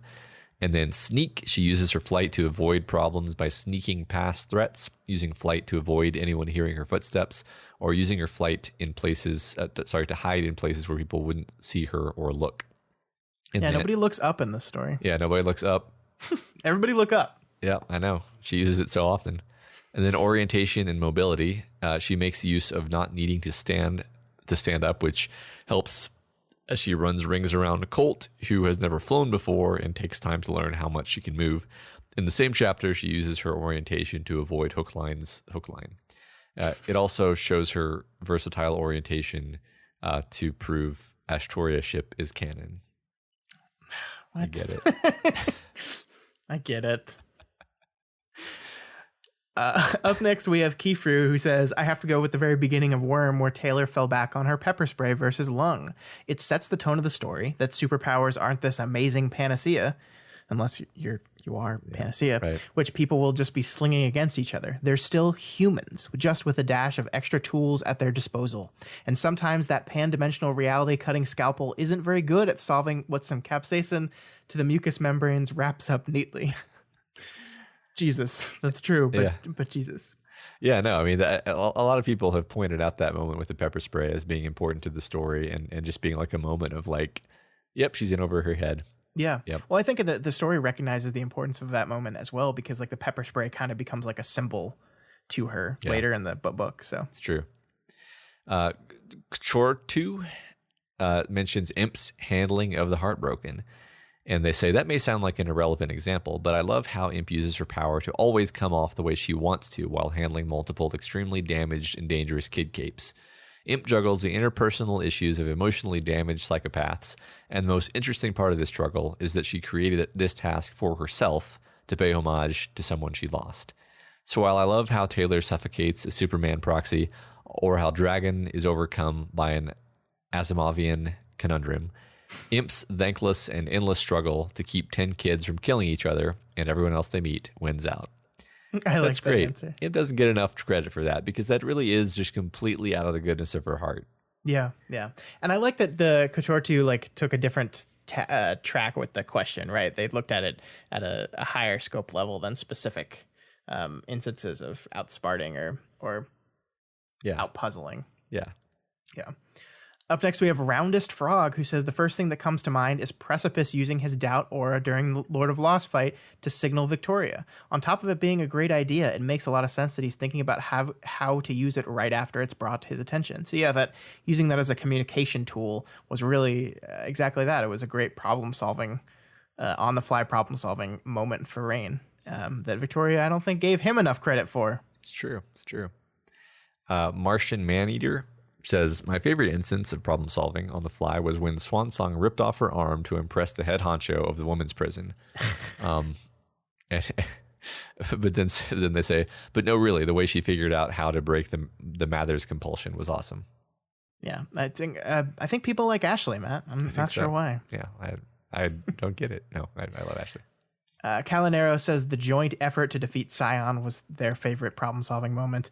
And they say it's interesting because I originally thought my favorite problem-solving moment would be Taylor finding creative uses of her bugs or clever ways to direct others. However, I think the final psychological assault against Scion, which Taylor is an accessory in rather than the architect of, really takes the cake for me. My reasoning is that Worm is a great example of a trope, or structure if trope is too specific, that I really enjoy. People warding off an overwhelming existential threat, winning minor victories in the face of a larger onslaught, only to succeed by the skin of their teeth. The crux of this, though, is that the problems to actually be intimidating, and the harder the problems, the harder it is for the author to come up with satisfying solutions. Too often the problem either ends up being too easily resolved, or the solution feels unrealistic or last minute.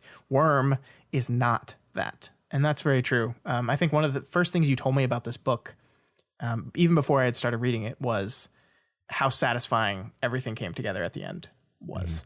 And I think that is very true, that the final strategy, the final plan, the final problem solve to defeat Scion is thematically is structurally is perfect. It's perfect. Yeah, right. I think that was in my original review where I was just like, this is, I don't even need to say anything else about this, but I will, is that it has a satisfying ending. How often does that happen? Sticking the landing on endings is so important. Yeah. And so many authors struggle with it. Stephen King is one of my favorite authors, and he sucks at endings. He really, really does. Yep. And I wish he didn't. But yeah, I mean, it's an underrated skill, I think. So next we have Wanson / Furidian. I guess both people gave the same answer. Is that right? Yeah. And they point out Monarch 16.11. And they say, when Coil has Taylor teleported into an abandoned house, which he has cleared of insects, surrounded by his mercenaries, and completely boarded up. And this is actually awesome, showing for both Coil and Taylor, especially when 2 chapters later, Coil reveals how meticulously he prepared for this. Yeah, this was honestly the one that I expected everyone was going to pick, because I think it's just from Taylor's perspective, getting out of the situation was like a watershed moment in her whole toolbox methodology. But this was the only one that we doubled up on, so a couple people thought of it. But yeah, I mean, it's a really great moment. Yeah. Hero of Old Iron says, my favorite bit of combat puzzling is Kraus versus Cody right after they get their powers. Cody does some thinking and initially has the upper hand by looping Kraus and taking advantage of his resetting memory. But as soon as Kraus gets an opening, he uses that against Cody in a way he didn't consider. It's a great characterization. Cody's the kind of person who does the same thing and charges ahead as soon as he has the first idea, trying but failing to use his power to back himself up. Kraus is a little more patient and willing to experiment. And it serves him. Not well, but better. Mm-hmm.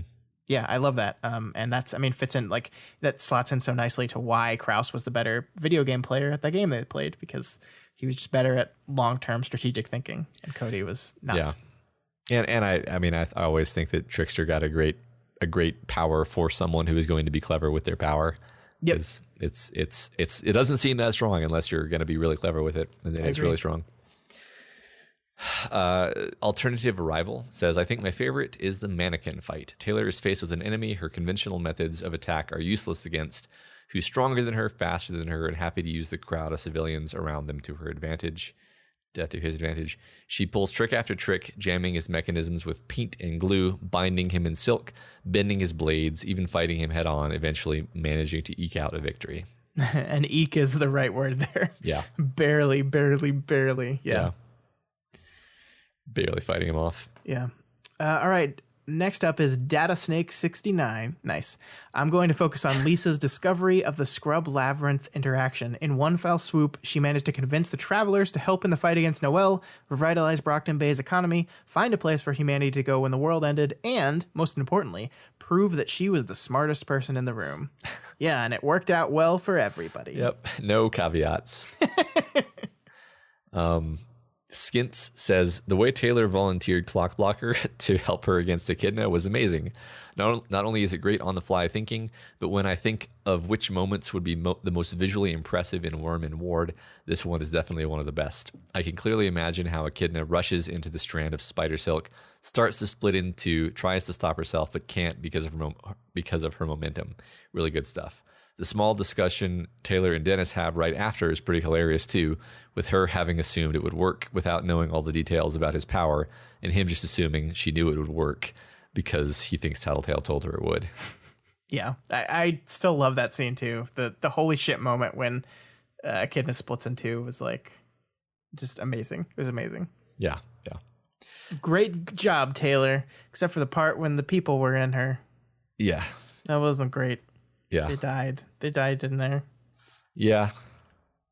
So speaking of like other good discussions that were happening in the Reddit today, there was one that a theory that I really liked, or maybe it wasn't like a single theory, but I think it was a direction. And the post was titled "Ward's Religious Themes and a Prediction for the End of the Serial." And I guess like the number one thing that I liked about it, I'm not going to talk about it for more than a second, but the number one thing I liked was pointing out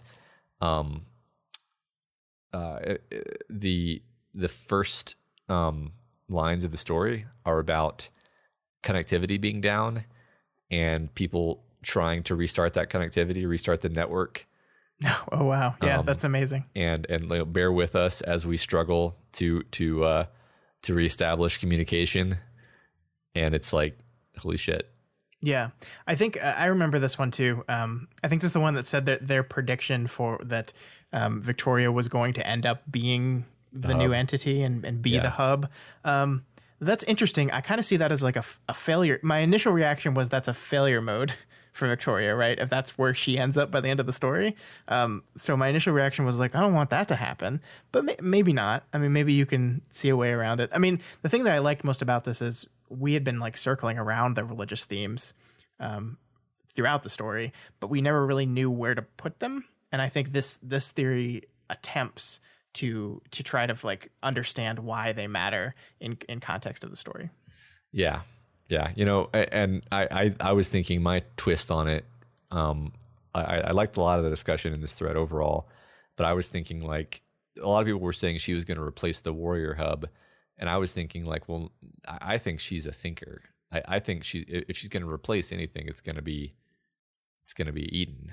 But maybe that's all a little bit too literal and detail oriented in a way that's not productive. But anyway, I thought it was a great discussion. It's already, I'm glancing over it now. It's already a really long thread. Obviously people are getting a lot out of it. Yeah.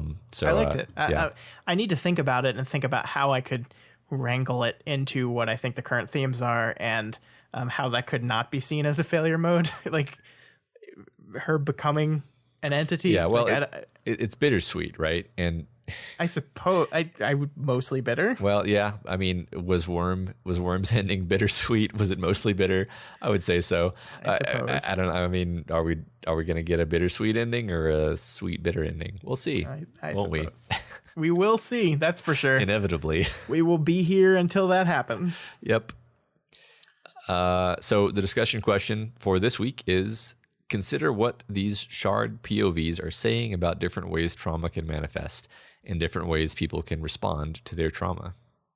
Yeah, so explore. I think we have two examples of different shard host relationships and how those relationships can say something about the trauma that the people are experiencing and what they're doing to live with it. Yeah. So have fun with that. That's a tough one. Yeah. So I think now we're gonna talk about March's Madness. It's time for March's Madness. That's right. www.doofmedia.com/marchmadness. Go vote if you haven't yet. Go do it now. And so first we're going to talk about our 5 easiest picks. Yeah, I think going forward in the tournament, we will probably like break down each individual matchup and talk about them a bit. Yeah. But because there are 32 of them in this first round, we're not going to do that. Yeah. That's a lot. That's a lot of them. Too many. So instead, we've decided to pick our 5 easiest to decide and our 5 most difficult to decide in this first round and just go through those. Yeah. I'm not going to be super detail oriented about mine, but yeah. I'm not either. We'll go back and forth on easiest and then we'll go back and forth on hardest. Okay. My first easiest was Aleph number 1 matchup. That was the first seed Skitter versus the 16th seed Danny. Sorry, Danny. Taylor wins. Sorry. That was easy. I didn't even need to think about it. What was yours? I put Rachel versus Cherish. I picked Rachel. And I think, one interesting thing about this is like it's intentionally completely undefined what this means. But there was no way I was going to vote for Cherish over Rachel. Yeah, that is my next one. So I also picked Rachel over Cherish. Easy. Yeah. I love Rachel. If I was seeding this tournament based on my choices, Rachel would have been a number 1 seed. Yeah. But I knew I had to do other people as well. Yeah. My next one was Weld versus Tecton. I picked Weld. I mean, he's kind of let us down recently, honestly, but even that just makes him more of a complex and nuanced character. Whereas Tecton, we just didn't know well enough for me to say that. I loved Tecton though. I love Tecton, but I don't know, man. You're making me doubt my choice now because Weld, man, I forgot how mad I was at Weld. You're right. I need to go change my vote. But here's the thing: this is supposed to be worm only, so it's supposed to be worm only Weld. Okay, so. True. Yeah. My third one was Dragon versus Saint. Hashtag Saint was wrong. Easy. Yep. By Saint. So you die. So You die now. here's where we're gonna get some comments. Scott, my next one was Accord versus Labyrinth. Come on, guys. Accord is such a more interesting character than Labyrinth. This was an easy decision for you? Oh, absolutely. I didn't have to think about it. Labyrinth. I mean, I'm sorry, but like she's spaced out all the time. Like she's basically just like a really cool power, and then she's in another dimension with her mind most of the time. I guess you're just gonna easily kill a harmless little girl who never did anything to nobody. I mean, that's fine. I mean, Accord wouldn't feel bad about it, so why should I? Like does that make sense? No, that's a terrible logic. Doesn't make any sense. Makes as much sense as Prancer's. Anyway, my number 4 is Golem versus Genesis. We just talked during the discussion question part that Golem is one of my favorite characters in the entire story. So as much as I enjoy Genesis as a character, this was easy for me. I will always pick Golem just about. So easy decision. Done. Yep. Next, easy for me, Imp versus Pigot. I mean, Imp is like one. I don't know if she's my favorite character, but come on. But Imp. that Pigot though, she's Pigot it. But Imp though, see that's the thing. Some of them are easy because there's just a huge disparity. Some of them are easy just because it doesn't matter what this disparity is if one of them is your favorite character. You know. Yeah, that's fair. That's fair. And my final one was Chevalier versus Faultline. And of course, I picked my boy Chevy because he's also one of my favorite characters and I love him. And again, this is not anything bad to say about Faultline. I appreciate Faultline as a character, but in this matchup, the choice was obvious. Yes. My last one in the easiest bracket, or the easiest list, was Trickster versus Leviathan. Everyone knows that I think Kraus is a absolutely fascinating character. It's that easy pick for That's Trickster. interesting. That's interesting because we're going to jump right into my hardest 5. Okay. And one of mine was Trickster versus Leviathan. Oh, yeah. Interesting. Because I like Trickster a lot. I think you like him more than I do. But I also really like Leviathan. I think Leviathan, like, I have a special place in my heart for Godzilla monsters. And Leviathan was the first one we got in the story. But I did end up picking Trickster. It was difficult for me, but I did pick Trickster. Okay, well, I'm glad that we can continue to be friends. One of my hardest ones was Clock Blocker versus Brandish. That's ridiculous. That is ridiculous. I see. The funny thing is, I'm not sure which direction you mean that in, because I think they're both great. So just to be fully above board, I'm the way I think about this is like which of them are just like more intricate, complex, and fascinating to think about characters. And for me, these are both intricate, complex, and fascinating to think about characters. And you wrote down who you picked. I don't even remember who I picked. so like I wrote down my list of ones where I'm like, I don't remember who I picked here. Because I don't remember who I picked. Well, you're wrong. I think I might have picked Brandish. No, I mean here's the thing. I agree with you. They're both really interesting characters. However, one of them is named Clock Blocker. Done. Okay. Yeah. No, I get it. Yeah. My next hardest one was Miss Militia versus Gru. And this one was hard, not because I didn't know who I was going to pick always. But because not picking Gru was very difficult. I picked Miss Militia in this matchup, and I am sad that I just voted for Gru to die again. I think all of the Undersiders are going to get out of the first round. I think Gru might not. Oh, no. That kind of makes me sad. Poor Gru. But I picked Miss Militia. It was fated. I mean, Regent really should die first, though. Well, anyway, Regent's way too interesting of a character. Yeah. Sorry, Brian. Oh yeah, and that's my next one on the list too, Miss Militia versus Gru. And again, I don't remember who I picked. You better have picked Miss Militia. Well, I don't care. If you picked Gru, I'll be happy. There's actually no way of me even finding that out, is there? This is so funny that I no, there's not. I'll never know who I picked. Next up, I picked Kid Wind versus Lung as one of my most difficult ones to pick. I just feel like I have a very complex relationship with Kid Wind, and I feel bad now anytime I like do anything against him. So I looked at this and my instinct said, oh, Lung. Then I was like, but Kid Wind. and I ended up picking Kid Win. I sat on this one for a few minutes, and I ended up picking my boy Kid Win. I don't think he's gonna win, but I picked him. Yeah, that was my next one too. Actually, Kid Win versus Lung. Oh. And I think I picked Kid Win too. But that's a great one because they're both like background characters who have their own little arcs, their own stuff going on. And it basically came down to I like Kid Win, and I feel bad that he died, and that's it. Yeah. My next one was Coil versus Sveta. And remember, this is supposed to be only Worm, Sveta, so it would be unfair of me to vote based on my love of the character in Ward, which is why this was so difficult. Mm-hmm. Because divorcing her from what I know about her of her character in Ward was tough because I think Coil is such a fascinating character as well. I love Coil. He's a scumbag, but in the best possible way. And I think I ended up going Sveta on this. I think I probably did it even though I tried to separate myself from her in the next story. I just not possible. So I think that pushed her over the hump for me. Yeah. My next one was Foil versus Marquis. And again, two fascinating characters that bear a lot of thinking about. I don't even remember who I went with again. I don't remember who I picked in that either. Yeah. I was just trying to think. I think I picked Foil. I think. Yeah. I mean, they're just so different. That's another one of the things that makes it hard to pick is when they're so different that you're just like, your mind returns like a number not available error. You're just like, gotcha. Yeah.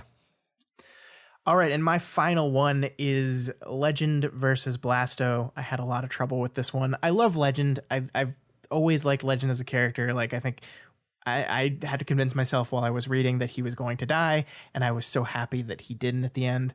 But I also like have this love and sympathy for Blasto as this person who like did not deserve any of the horrible things that happened to him. Yeah. And that it made me feel guilty for like damning him again. But I decided in the end to go with Legend. I like him. I like his power set.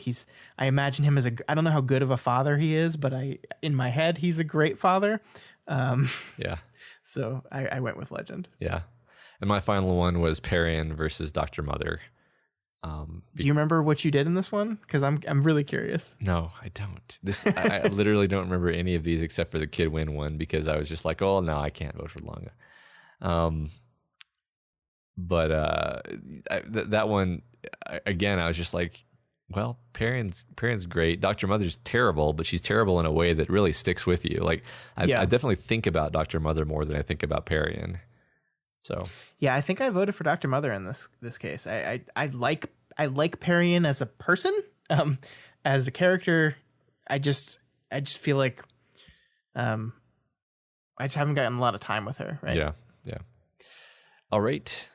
Hope you enjoyed that, and I hope you got your votes in. And stay tuned and check again next week for the next round. Yeah, it's gonna open right after this round closes. So Monday morning, the round 2 vote should be up. That'll be 16 more matches. They're going to get harder. They're going to get a lot harder, guys. And we will cover the results of the first round, and we will cover some of our picks for some of the matches in the second round as well on next week's episode. So I hope you guys are enjoying this. I'm having a great time with it. It's been successful as far as the number of you guys voting. We're kind of shocked at how many votes these things have, and I'm very happy with it. So if you haven't voted yet, do it. doofmedia.com/March Madness. Go. Vote. Enjoy it. It's a lot of fun. All right. That's all we got for you this week on We've Got Ward. You guys are all part of this show, so feel free to provide us with advice, questions, or thoughts on this week's reading. You can reach us via email at gotwormpod@gmail.com or over on our Twitter account @gotwormpod. My personal Twitter is @ScottDaily85, and Matt's is @How the hell did you pick Brandish? More dead mail. If you're not already subscribed to We've Got Ward, we strongly recommend you do so and never miss an episode. You can listen to us on iTunes, Stitcher, YouTube, Google Play, and pretty much anywhere else in the world you can listen to podcasts. And as always, you can find this and all the other podcasts we do over at doofmedia.com. Another reminder, go check out Deep Impact. Those guys doing the deep dive into Wild Bill's other web serial. If you haven't read Pact yet, this is a great excuse to read it. If you've read it, just go listen to them. They're doing a great job. Go do that. Go. Yeah. And if you like any of our shows and you want to support them, consider donating to our Patreon account, patreon.com/doofmedia. You can donate $1 a month or whatever else you can afford. Supporting us on Patreon gives you tons of great bonuses like voting in our quarterly fan art and costume contests, Q&A sessions, access to live streams of our recording sessions, and our excellent Discord chat. And of course, by supporting us, you enable features like March's Madness. Yeah. Special thanks to new Bidoofs, Dadanista, David, and Tikal C, all at the $1 level, and Andrew T at the $3 level. We really appreciate that, all of y'all. It means a lot to us. Yes, thank you guys. And as always, make sure you head over to Wildbow's Patreon, patreon.com/Wildbow, and donate to him as well. This is his world. We're just playing in it. And if you can't afford to donate right now, that is absolutely okay. You can instead help us out by sharing this podcast with anyone you know. We don't really market. We've talked about doing marketing, but right now we're just relying on your word of mouth. So please share. I mean, you're sharing Worm with people already, so share us too. And also you can head on over to Apple Podcasts and leave us a rating and a review. This week's Spotlight review comes from Calm Breaths, who gives us 5 stars and says, "Excellent on all fronts. We've Got Ward and We've Got Worm are both engaging and entertaining companion podcasts to the Parahuman stories. The two hosts, Matt and Scott, have excellent chemistry with one another, maintaining a fun yet grounded discussion over the course of 1.5 to 3 hour long episodes." Wait, our episodes were 1.5 hours? When was that? Each episode comprises, for the most part, of Matt's succinct and engaging summaries of parts of the story and Scott's high energy and engaging literary analysis with healthy dose of audience interaction. I come away from each episode with a better understanding of the stories I love so much and cannot recommend this podcast enough to anyone who has or is currently reading one of the Parahuman stories. Calm Breaths, thank you so much for those kind words. We really, really do appreciate that. I'm glad you're enjoying both shows.